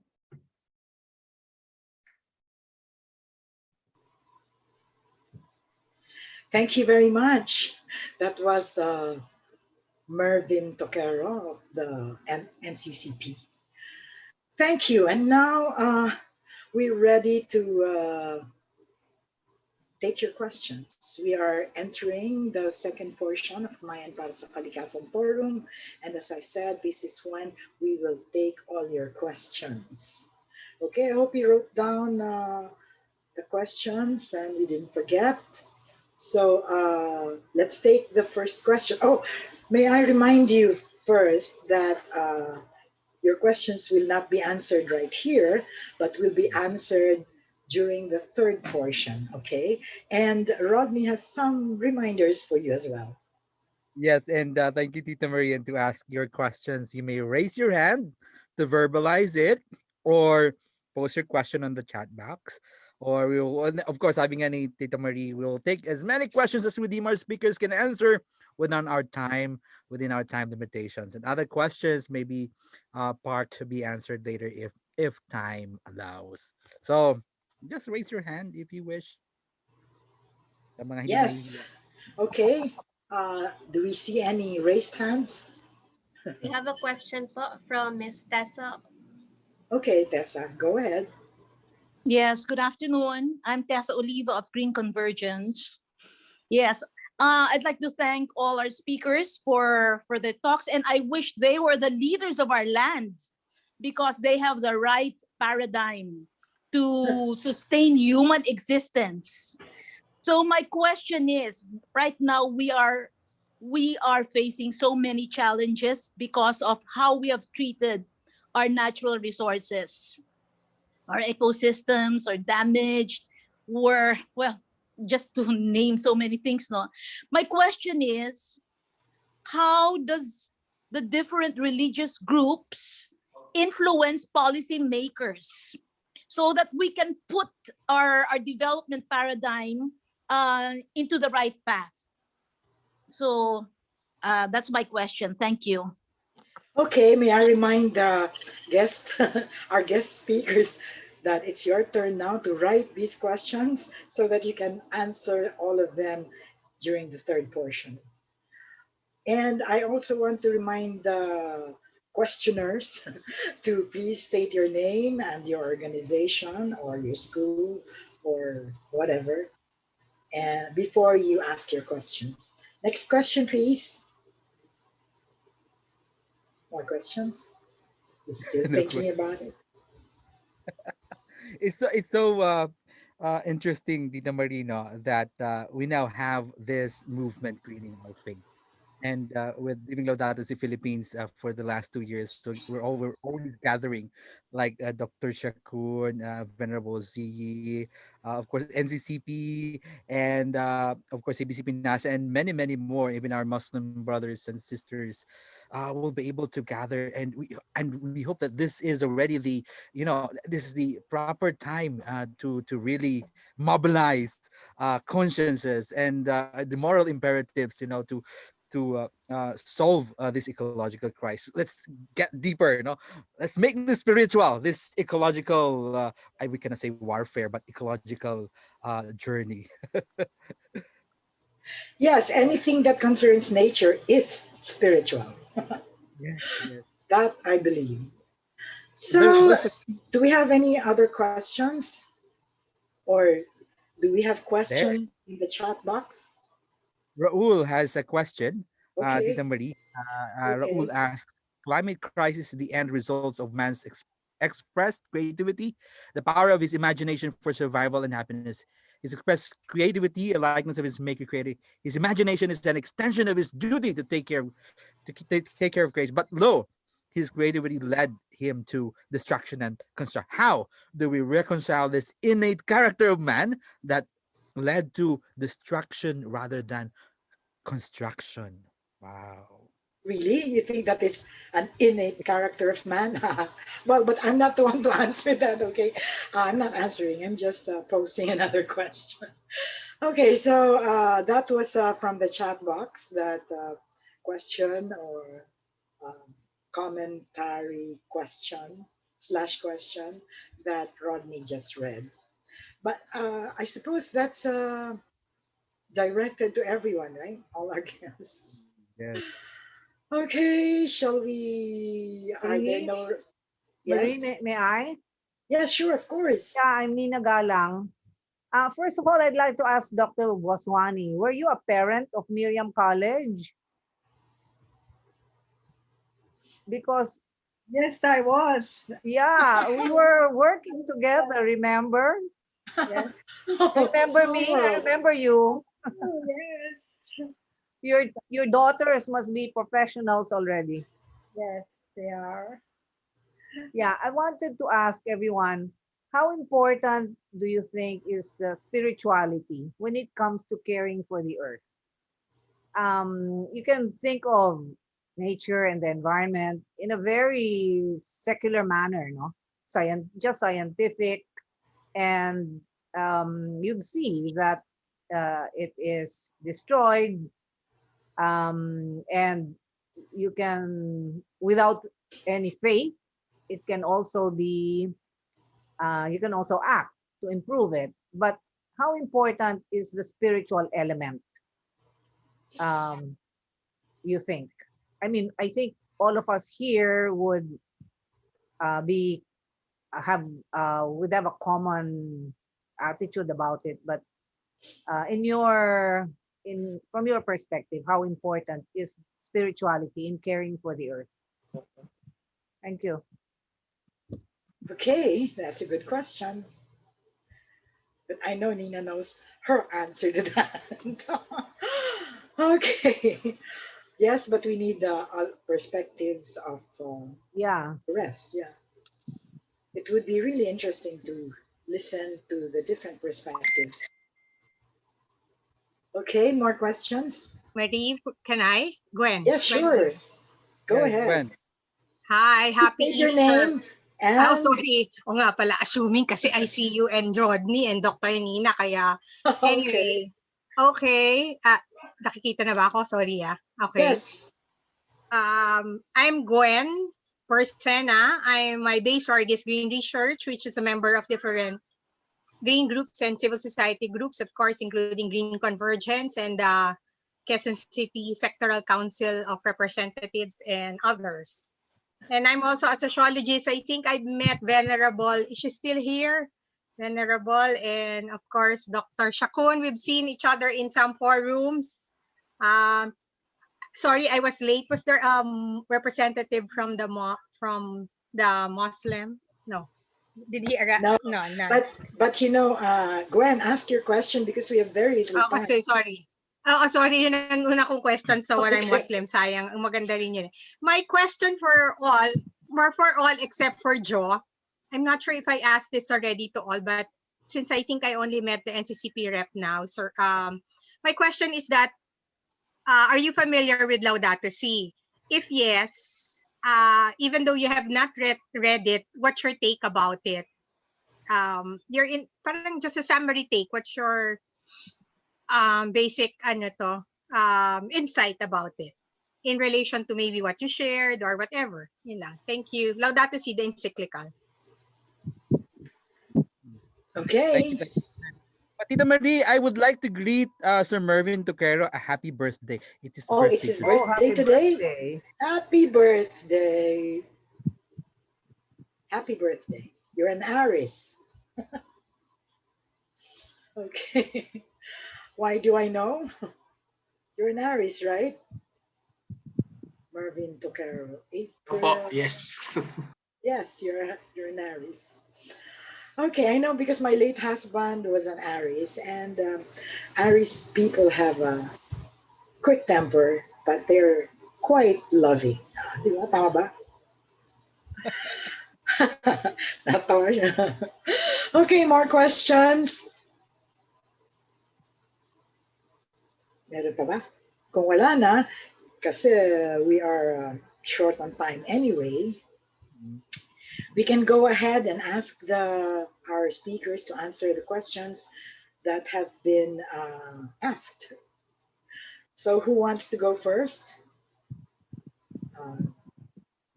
We have several questions for everyone, I think.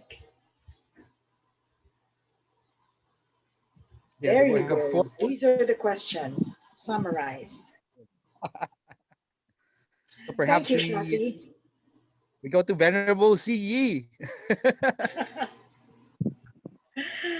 Okay. Thank you very much for these questions. Yes. Of course, it's very important that many people is asking what the organization influence or how to influence the policymakers. As we can see, and I think this one is also connect with number 3, the organizations together with the spiritual.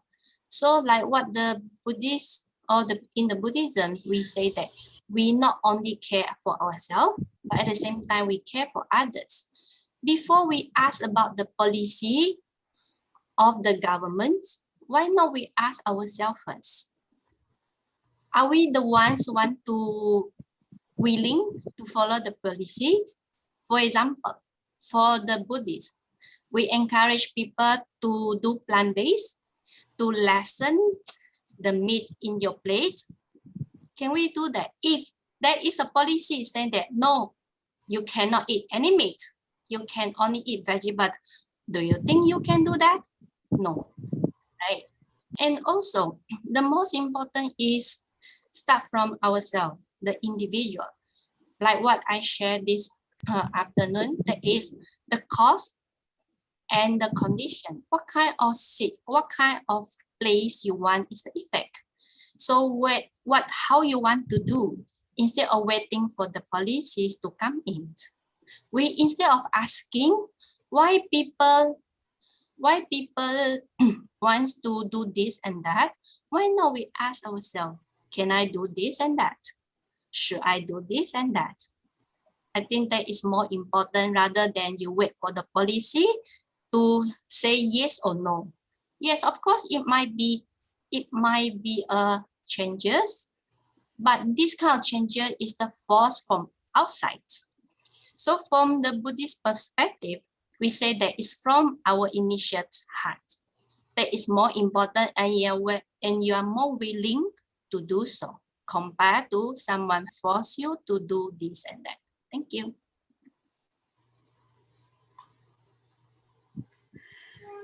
So, Nice answer. yes, very nice answer. But is that's for just one question, is it? Let's, yes, Shafi, let's see the questions again. So this is just for question number one. Does the Reverend have answers to the rest of the questions so that we can go on to the next speaker? Can I share?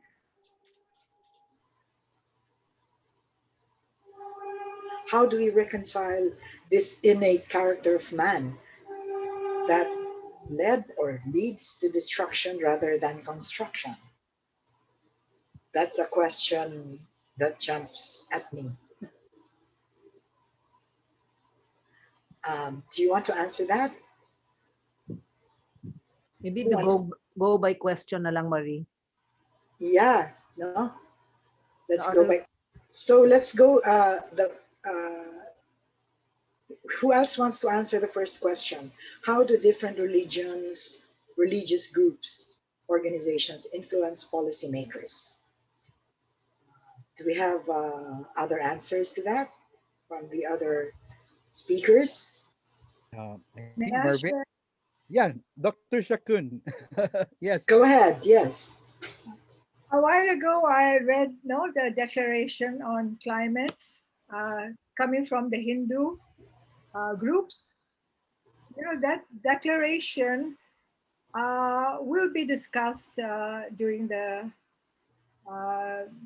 World Council on Environments, of which many governments are also members.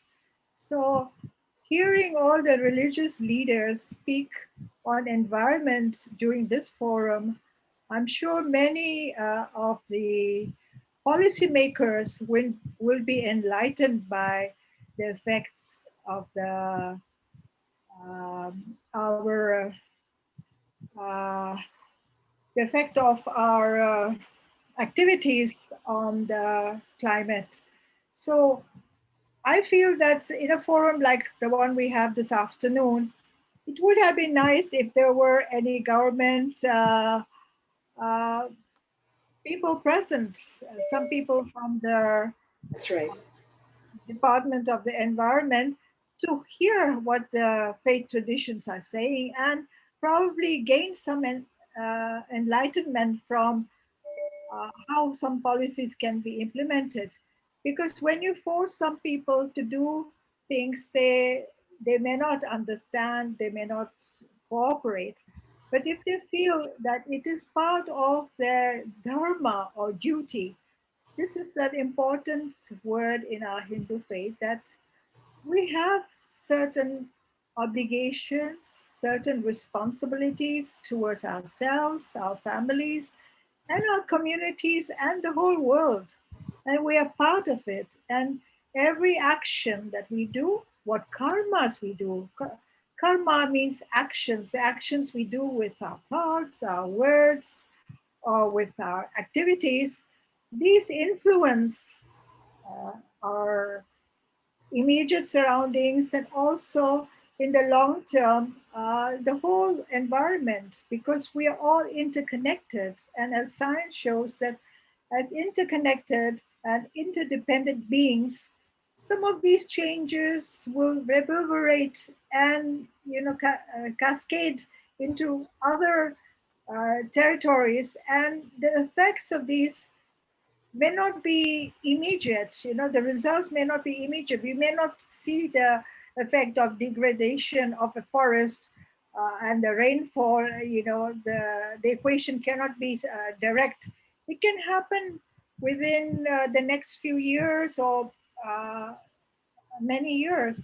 So we have to understand that the consequences of all our activities have a bearing on other things in our life, in our surroundings. So we should all be responsible citizens in whatever things we are doing, not only for our own selves, but for our families, our communities, and of course the whole country and the whole world. So I think if the religious leaders are uh, can enlighten their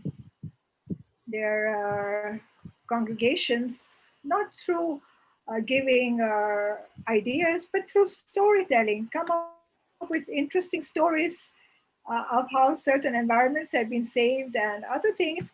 And this way, people can understand the concepts better than just giving the straight directions. Thank you. Okay.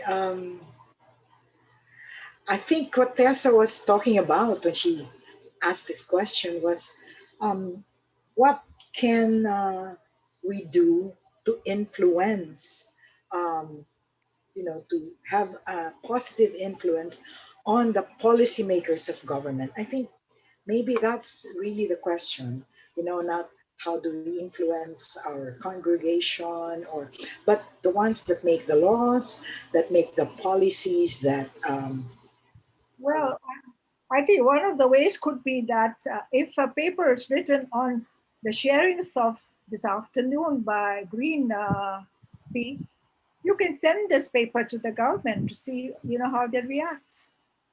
Because okay, A if, good that's a suggestion. good start. Yes. we think it may not work, but I tell you, it can work. If you It know worked. somebody there, I have attended many of these sessions, and sometimes certain words stick to these policymakers. So we can always try. We can always try, because Of if you course. don't try, nothing will, if you're not positive, nothing Of can. course. So we have to do our best to see, because we can do the same activities in our congregations, but then it requires a bigger umbrella authority to implement it in the whole country. Thank you. Okay, so thank you very much for that. And let's see, does anyone else want to answer that question on policy, on Yeah, influence of probably policy? our birthday celebrator. Our birthday celebrator, Thank Mervin. you. Thank Yes. you. As I've said, the NCCP works with various groups, and we especially work with CBCP, NASA, in terms of lobbying our Congress in terms of proper disaster risk reduction policies and laws and climate change adaptation, um, along with the PCEC field rads with the FBOPH and other groups. Uh, in terms of ecological protection, we of course work with other groups too, from the barangay to municipal to provincial levels. Some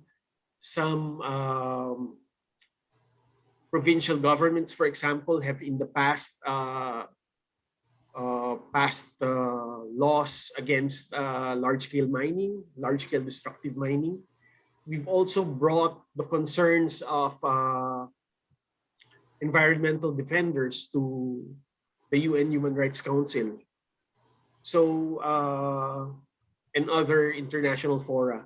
So we try to maximize various venues and avenues where we can influence, of course, in tandem with other groups. Sometimes it's hard to just speak with lawmakers and local government units by yourself. So it's better if you work with others, other religious groups or other environmental advocates. Thank you. Tita Thank Marie, you. very So, interesting answer actually, Tita Marie. yeah. yung very holistic, kung makita natin, sabi ni Venerable Z, we always start from ourselves. Kumbaga, Yes. we cannot give what we do not have. Like, nemo dat quod non habet. And if we lobby, for example, without meat on Mondays, then we need to practice that as well. How can Of course. policymakers believe us if we actually do not do those things? Yes. And if you do those things, you'll be more effective because you have more passion, you have more conviction, you know. So hindi lang siya laway. Okay, I think we have gotten the answers from our three speakers. The fourth one, si Joe Guela, has left, so Yeah. we only have three speakers to answer the questions. So we can go to the next question. Okay, uh, let's read. Uh, Ito yung creativity. Rodney, you want to read this? You His did man's read this. You read it already, di ba? Yeah. Kanina, So yeah. man's creativity leads him to destruction and construction. Yeah, How that do is we the question. How do we reconcile this innate character of man that leads to destruction rather than construction? Hmm. So, do we have answers from our three speakers, our resource persons? What? How do you look at this question? How do you answer this? Any comments? Yes. Go ahead. Please just Can I answer that question? yes, sure. Yes. Thank you. I guess, uh, well, climate crisis, if you really look at it, is the result of greed, one of the seven deadly sins, or one of the sins. And greed in terms of, like, for example, this emboweling the earth to mine without thinking about the consequences for profit. That's greed, and uh, just emitting various chemicals into the air, uh, selling people environmentally destructive products. That's part of greed. So I don't think. I think all all persons on all people should, you know, uh, try to control greed, and that's a message that can be seen in all the religions of the world, that greed is not natural, or it's natural but it's not good. So you have to use your spirituality to really look at things and shun greed, which uh, is one of the basic uh, flaws that people and big businesses should control. If if you think that's clear enough, you can It's really ask a follow-up question. it is Happy birthday. Happy realize, I birthday. think, Thank you. That was yesterday. Oh, yesterday. Okay Tita lang. Marie and Sir Mervin, I think we need to realize, no, yung greed nga na sinasabi, na if the question says is creativity, it means siguro na we are making things better to suit our, no, sa mga needs natin rather than sustain nature creation, nade-destroy natin kasi iba yung perspective natin sa paggamit nito. Hindi lang sa kaligayahan ng buong sangnilikha, pero sa greed nga, sa selfishness Yes. natin. Oo. Pero you know I what, think Rodney? I call that invention. To me, Mm. creativity is always positive. Pagka hindi siya maganda, invention yun. Mhm. Invention. Not Akin yun natural. na. That's for me.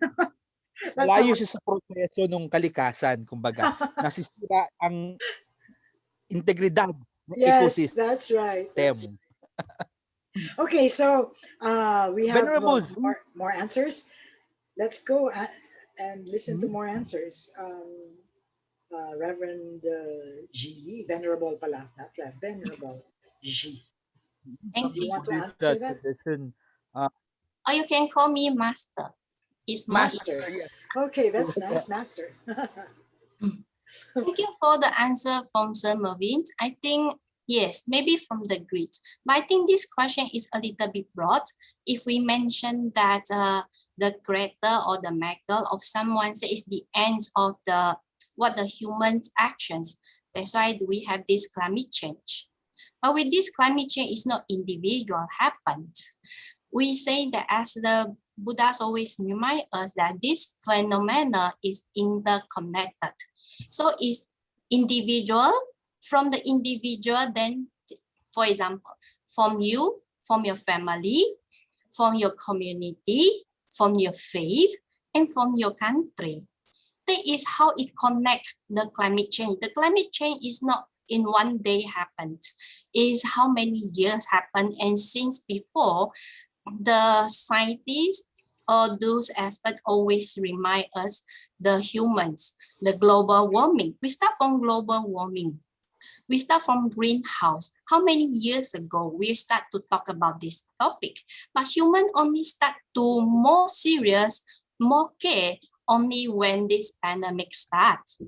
That is last year, 2020. Then start to worry, start to care for this Mother Earth. But since very long time ago, most of the religions people or the religions group start to mention about this. But how much we really can influence the individual? Why not we ask ourselves, how much we can influence ourselves? That how much we really want to care for the Mother Earth? That is really from individual, and the individual can influence the whole world. It can. I really can give you an example. It really happened in one of very small city in India. the whole city people, the citizens there, they really vegetarian, and it's not from the policy. Why I say that? Because in the beginning, as we know that for the Hinduism, they don't eat beef. They love the cow. So what they do from the beginning, because from this, so they never do any hurts to the cows, and start to have many outsider coming in, but they do know the culture there. So when they go in, then they start to eat the cows, start to eat the beef. Then it gives the whole village people start to worry. And then in the end, they request, the whole village people request the policy maker, this city is cleaned from the meat. That is how it has to be the whole village. Then you can make it as a policy, rather than a religion. Like someone in the chat box is saying that we start from ourselves, why we want to ask from the religions. That's for the questions number 2.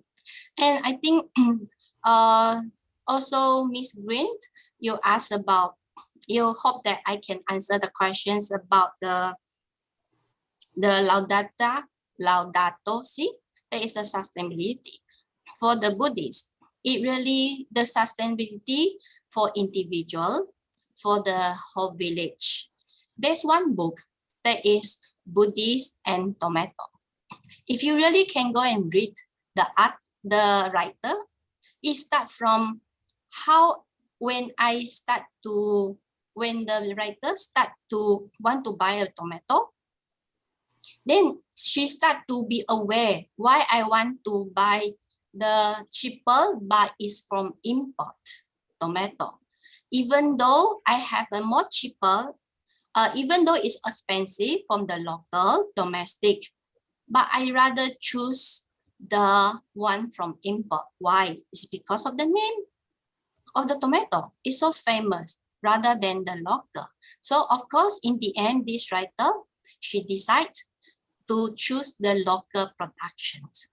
The sustainability start from surroundings, start from the place near to us, not the place far from us. So we always emphasize that is start from individual, start from ourselves, because you are one of the cause of this climate change, because you are one of the cause for the policy. So I think that is my answer for number 2, number 3, and number 4. Thank you. Okay. So, how do we proceed? Rodney, what do you suggest?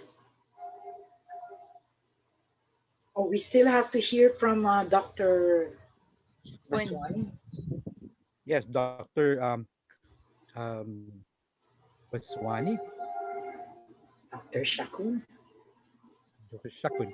Do you want to answer question number 2? Well, you can look at the other questions now Yeah, and see holistic na lang. what you want to answer. Like, this is Actually, an yeah.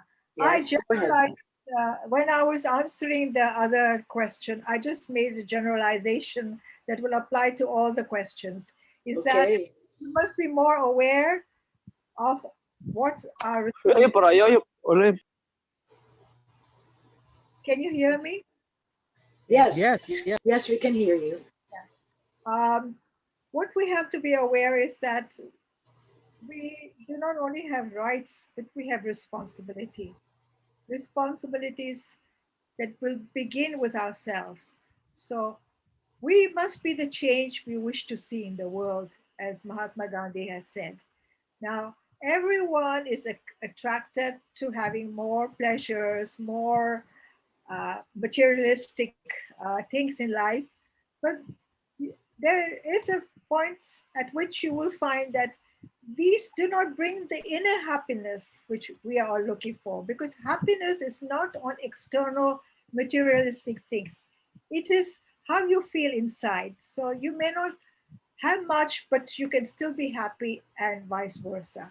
So this is what we have to do, work on ourselves to see what is it that we are looking for in life. And if we can mold our lives in such a way that we can sustain ourselves, our families, with the minimum that is needed, by hurting the least, and by doing the most, by servicing others, by providing any help, anywhere we can volunteer, anywhere we can give some knowledge on things and participate in projects and programs, then we can add to the goodness of the whole.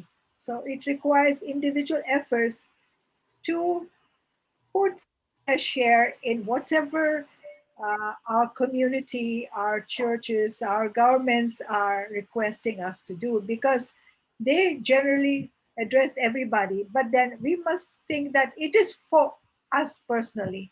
So we have to take it at a personal level and try to bring this change that everybody wants to see in the world. And we're doing this not for ourselves, but our future generations. Think, what are we going to leave our children's children? What kind of earth are we going to leave them? So we have to begin with ourselves. Thank you. Thank you.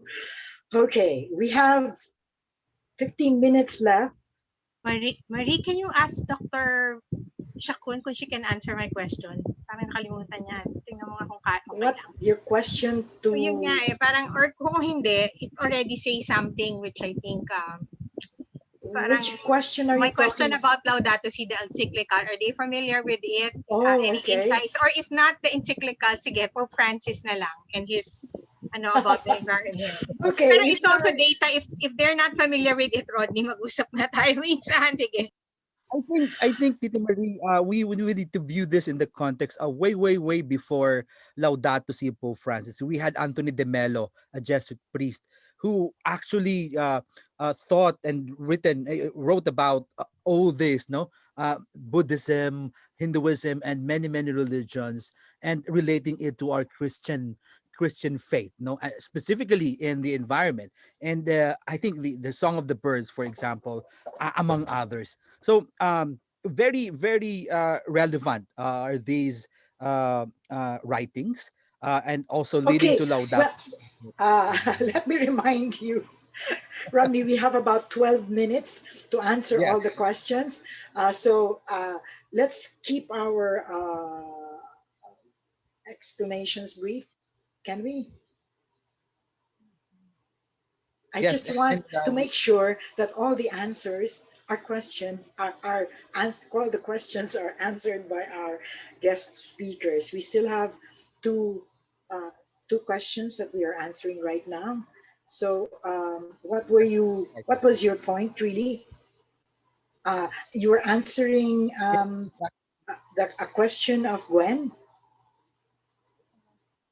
yeah, because if our two guests are not familiar with Laudato Si, we need to go back to the context of how Okay, this let interreligious us let us let them express that.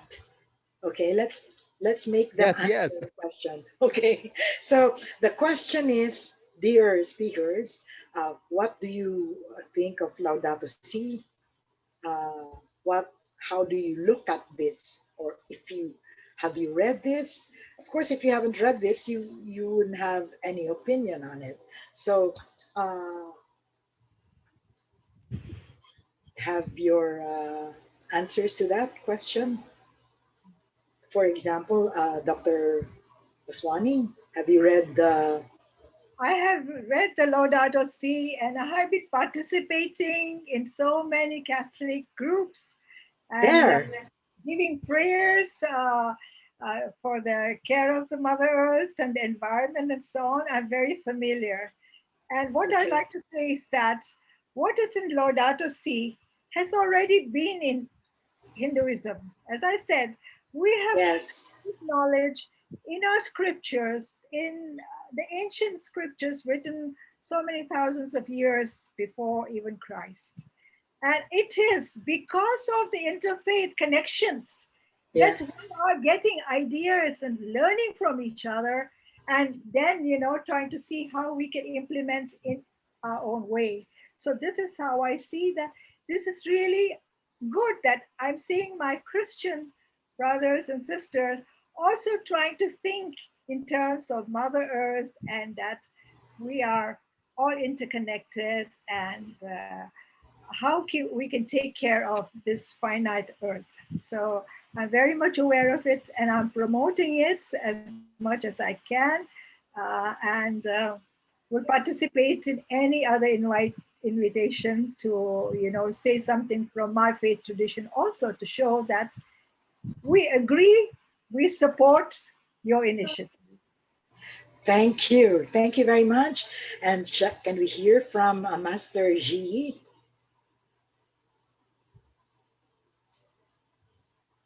You mean the questions for number 3? The question about, Sure. do you know about, what do you think of Laudato Si? Yeah, I Have you think I read it? answered the question just now. There Oh, is the okay. Yes. sustainability. That's why I recommend the book Buddhist and Tomato. There is the Yes, initiate that's right. how, why you want to buy something. That is how you sustainable for the Yes. surrounding. Thank you. Thank you very much. And I think that answers it. I think the birthday boy is already very familiar with Laudato Si, right? Yes, and it opened up more cooperation between the Protestants and the Roman Catholics, WCC and Rome, in terms of working for environmental protection.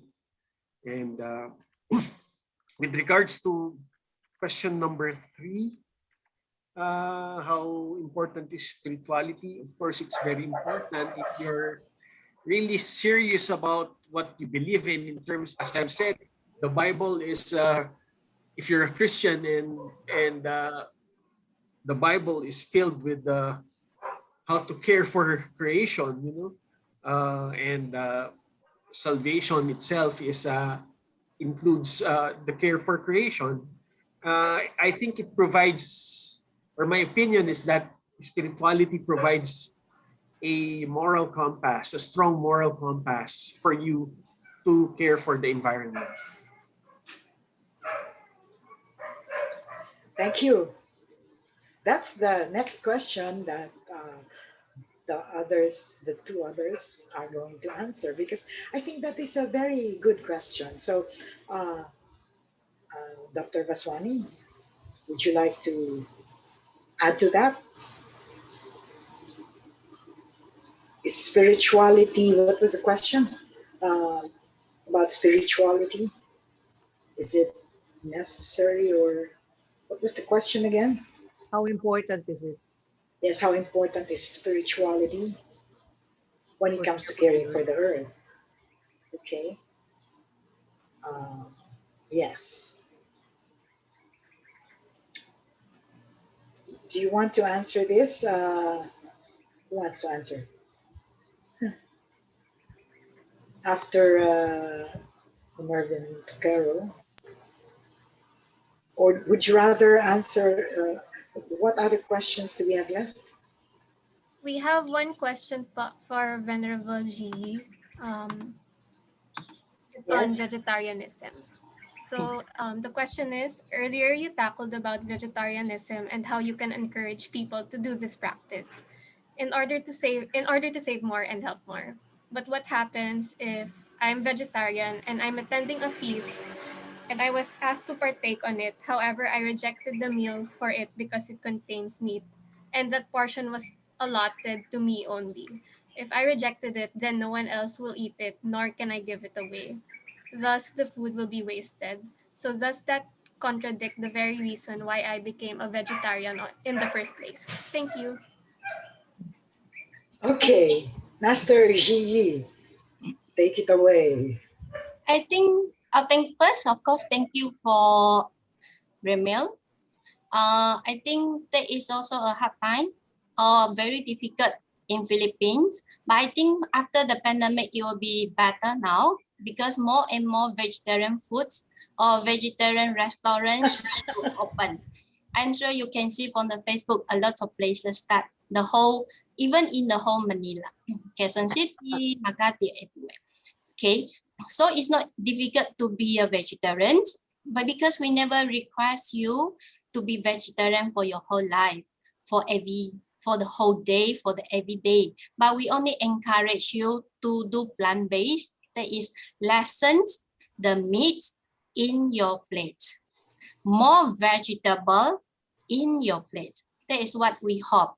Okay, of course, they will be the best if you can become the vegan. That is, without taking not only the meat, not only the food, but also your lifestyle to content to be satisfied what you have now.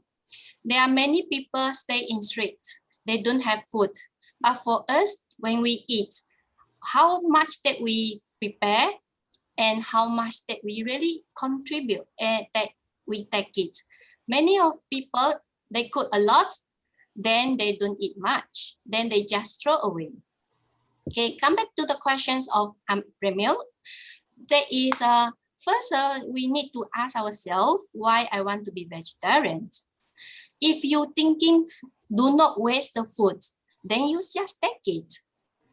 You just take it. Even for me, if I sometimes we go out to eat, accidentally the chef forget they still put the meat, they still put the fish, because to some of the chef, to them is fish still considered vegetarian because it's considered not the red meat. So to them, we still can eat. But for us, I just take it as vegetable and I eat it. Because I thanks to the chef, he prepared so much. And I don't like what Remel said, I don't want to waste it. So I just take it. And then after that, we will remind the chef, please don't do it anymore in next time. And if you are in Western country, If they accidentally do so, you even can request to get a new set free. So that is different culture. That is depends on your initiate why you want to be. Many people it's because of the health. But for example, if you are vegetarian because of your health and you really will allergy the food, for example, seafood, you really will allergy. Do you think you want to save your life or you want to save the food?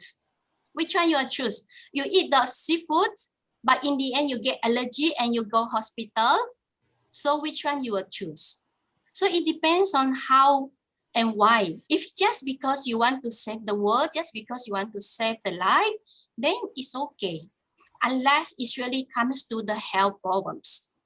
I really meet some of the businessmen. They say that, 师傅, it's very difficult for us do not drink alcohol or do not take the wine when we in the business table during the meal time. So they ask us, but I really don't want to drink anymore. So what we should do or what I should do? So our suggestion to him is, you tell your clients, I'm so sorry because I allergy to the wine, so I cannot take it. If you mention about health, I don't think anybody will force you to do so. Yeah. And after that, you can explain the wine will affect my mind, it will affect my action, it will affect of this and that. So I also at the same time, I don't take it. So it's really like what the Buddhas always remind us, the initiate from your heart, why you want to do so. But before that, you need to be aware of your actions, of your thoughts. When your action do come first or your thoughts come first. For human, because of illusions, we don't see ourselves. So our action comes first before the awareness there. So that's why we need meditation. Like someone mentioned that colorful meditations. We also have meditations for the Buddhists, not only sit there. The one mentioned is colorful meditations. That is a way. Even for Buddhists, we have the Dodders meditation that is using pen and draw something that you, of course, we have some technique for that. So that is also another kind of meditation. Just do remember, meditation only for the practice of focus. Calm down your mind first. When your mind calm down, the awareness will be higher. When you have awareness, before you eat, the awareness there. So that means the thoughts arise before the actions.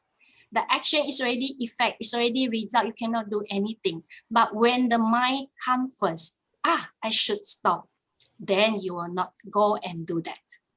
I hope my answer okay for you. Thank you. Okay, thank you very much. And Dr. Vaswani, do you have something to say about this? About vegetarianism. No, the I was question cut off. was, yeah, but yeah, you Yeah, I can. was cut off for a little while, so I didn't get the question. Okay, the question was about, what was it again? Rodney, what was it? Do you remember? It's very long, but it's in the context of, uh, it's in the context actually of wasting Yeah, food. But because this question was vegetarian, specifically for, if I'm a vegetarian, then you offered me something. So do I reject that food, or else yeah, it will but be that was really for Master bad? Ji. But Yeah, the question about maybe we've answered everything, right? yeah, Yeah. yeah, yeah. We answered everything already. Because this last one was specifically for Master or Master Venerable G. Ji. So I think we've answered all the questions, and it's just oh, just right because we are right on time. And Marie, may I say something? yes, go ahead. Um, um, Mr. Toquero was very practical in his sharing, and he talked about their campaigns. Yeah. And this is in relation to Tessa's question: how can we or how can faith-based groups influence policy. And Dr. Vaswani was saying that, well, if we all unite, we can um, influence policy. Recently or today, it was announced that President Duterte is lifting the ban on granting new permits for mining. Oh no. Yes. And I'm wondering if maybe we can write a letter and we can sign as faith-based groups, all the participants in this webinar or whoever wants to sign. And maybe, well, what do we say, that of course we're against large scale mining. I hope everyone here is. And whatever mining will be allowed should be really um, we should have the right environmental impact assessment, and should look at the rights of the people being displaced, and etc. etc. So maybe Mr. Toquero, you might want to lead in this letter writing, and we will all sign. You'll probably react to that, right? To that announcement by the government. Mervin, is he still here? I think that's a good idea. No, I mean, I know we must do something because mining is so Yeah. destructive. And if we can have just a little bit of influence, at least, to make other people more aware of the issues about mining. Alam naman natin lahat yan, no? We've discussed this all over, all again and again, and now I miss Gina Lopez. So, uh, there was a question. So Mervin, are you still there? Is I Mervin still think here? Sir Mervin is not already is not here anymore. Oh, he has already left. He Has left he? already. Sayang kasi he will miss what's this? Our souvenir shot. Our 370 batch 370 picture. So maybe But I think he will. yeah, NCCP. we can I've ask him, worked no? with them for uh, for some time. In the past, I worked with them, and they're very active when it comes to these things. So I think we just have to bring it to them, and they will agree, I think. But the rest of the people here, if we can put the different faiths together to have a sign on, and the president can see that, uy, madaming ng relihiyon to, baka hindi na talaga ako makaabot sa langit. so, so baka naman may epekto, no? So, would our speakers here, for example, do you think that your group would be willing to sign something that objects to mining? Is this something that you can do? Um, Master Shi, for example, what do you think? And Dr. Baswani, you can't make up your mind yet? Marie, hi, Marie. Okay. Yes, Dr. Baswani. Yeah, I think the Peacemaker Circle has always been, supporting of environmental causes. So we have always been against this mining. Actually, I have Yes. visited places in Compostela Valley and seen those sites myself. So definitely, we will agree to a sort of a letter to awaken our governments that what they're doing, well, they do need to do something. It can be done, but they have to take care of all the environmental issues connected to it. So if they can take care of the surrounding environment, the the people and everything, then I think the two can coexist. But if it means that they are mining at the expense of everything else, then definitely we're against that. Thank you. Thank you. How about Master G?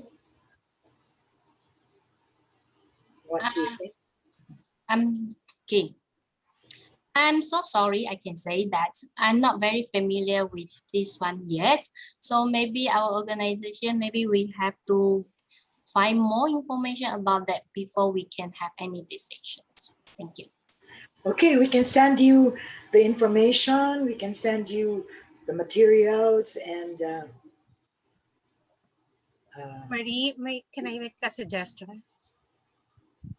what? Go ahead. Oh, medyo, Short lang, ha? Brief. yeah, We yeah. don't have time. Medyo disturbing yung bombshell na yon happening a few days before Earth Day. I suggest, kasi may binanggit din si the NCCP rep about the FBO. It's a faith-based organization. I think it's a very organized, top with the hierarchy of the church. So maybe, and then siguro from here, call ATM and the FBO. I don't know if who is the secretariat. Maybe Rodney can help. Then come out with a very, very strong statement. Dapat babilis agad tomorrow agad yon kasi, yun lang. That's my suggestion. Yeah, well, that was the suggestion. Make a Yeah, I statement. know. Now, kaya lang, I don't think kung hihintayin natin na us or our participants will write the letter No, to no, take the no. I cudgels. don't think that was the idea Yeah, when Nina proposed it. I yeah. don't think she's gonna wait. I think what we're wanting to do is to write that letter and to have Who will everyone write? Tayo ba ang who write or we wants ask na to lang sign it. ATM or the FBO to make that letter? Yun lang. NCCP is the secretariat now, FBO, Sir Marvin, no? Ah, And there are already existing statements if Yes. FBOs would be able to adopt that, and then they can send, and to everyone, to those who attended this meeting, we can sign up. And anyway, we have yeah. email addresses naman, and we know that NCCP and the church members are already aware of this EO of President Duterte lifting the ban to give more mining permits. So I think Sir Mervin is already here. If you could. Okay, that's Or good news. another quick lang, if Green Convergence can make an immediate press release today, put it out in the press tomorrow. Can you That's do it? another Can you additional. do it, Gwen? Di ba we You have a have green communications research. officer? I'm not the communications officer. So, saka I have an upcoming forum, sorry, pinaplug ko. We Okay, have okay. something Thank on you for the Sunday. suggestion. But on Sunday, We will consider it. we'll try to make a statement, siguro. Thank you for the suggestion. We will consider it.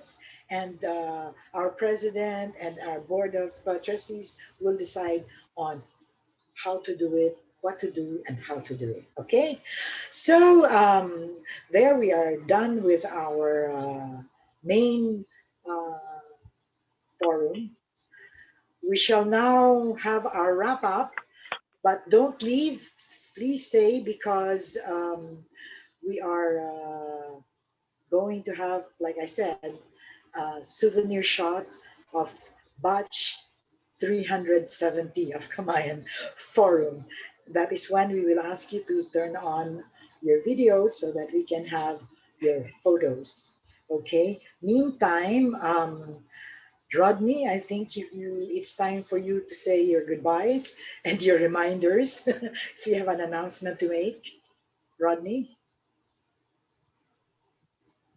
where are Yes, you, Rodney? I'm here.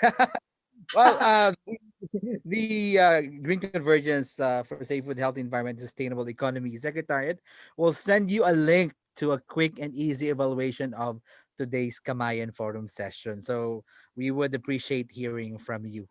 If you have any comments or if you have any suggestions, we'll be more than happy to get those from you. Thank you so much. And yeah, the Marie, yung parting shot natin. Yes, parting shot.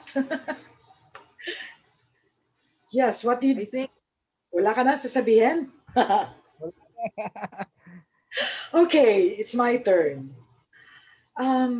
This was very emotional for me, I think, because, well, like I said, no, I think I'm a secret Buddhist, and and I really admire a lot of things in the other faiths that I practice in my life as a Catholic. And what I saw was that uh, we were talking about interconnectedness. So that is what we cannot escape from. And people who do not realize our interconnectedness with each other and our interconnectedness with nature are isolating themselves from all these blessings. We we have been nurtured uh, in the same womb, all of us, and we have been fed from the same breast. And we're just, parang we're spoiled kids and we don't see what our responsibilities are. But there is a time when we have to grow up and see that it is time for active defense. Kailangan na ng active defense. We can't just sit around and wait for things to happen. We have to make them happen. And so, like today, we saw that we have to do something about the mining issue, and so we're going to do something about that. And about spirituality, I think the question is, can you love a creator without loving the created? Para sa akin, it doesn't compute. So I think spirituality and love for creation or environmentalism go hand in hand. Hindi pwedeng divorced yan. They have to be, come together. Or it doesn't, or it's not real. It's something you do for yourself. You want to clean the air because you want to breathe clean air. That's all. You're not thinking about other things but yourself. So that's different. That's not like Master G said. You have to think about things other than yourself. So I believe in that. So I was also a vegan for some time because I heard the cow crying when it was getting slaughtered. I couldn't stand it. Parang siyang bata. You know, I was in a fiesta sa province. Tapos they were slaughtering pigs, cows, chickens. It was something that I couldn't bear to hear. But, so sa handang yon, I didn't eat any meat at all. Kinain ko lang yung fruit salad. So this has been a very nice session. And I'd like to give you some reminders. Those who need the e-certificate of participation, we would like to inform you that the Secretariat will send you the e-certificate of participation provided you were actually present in this forum and not merely pre-registered, okay? And you must submit a duly accomplished evaluation form.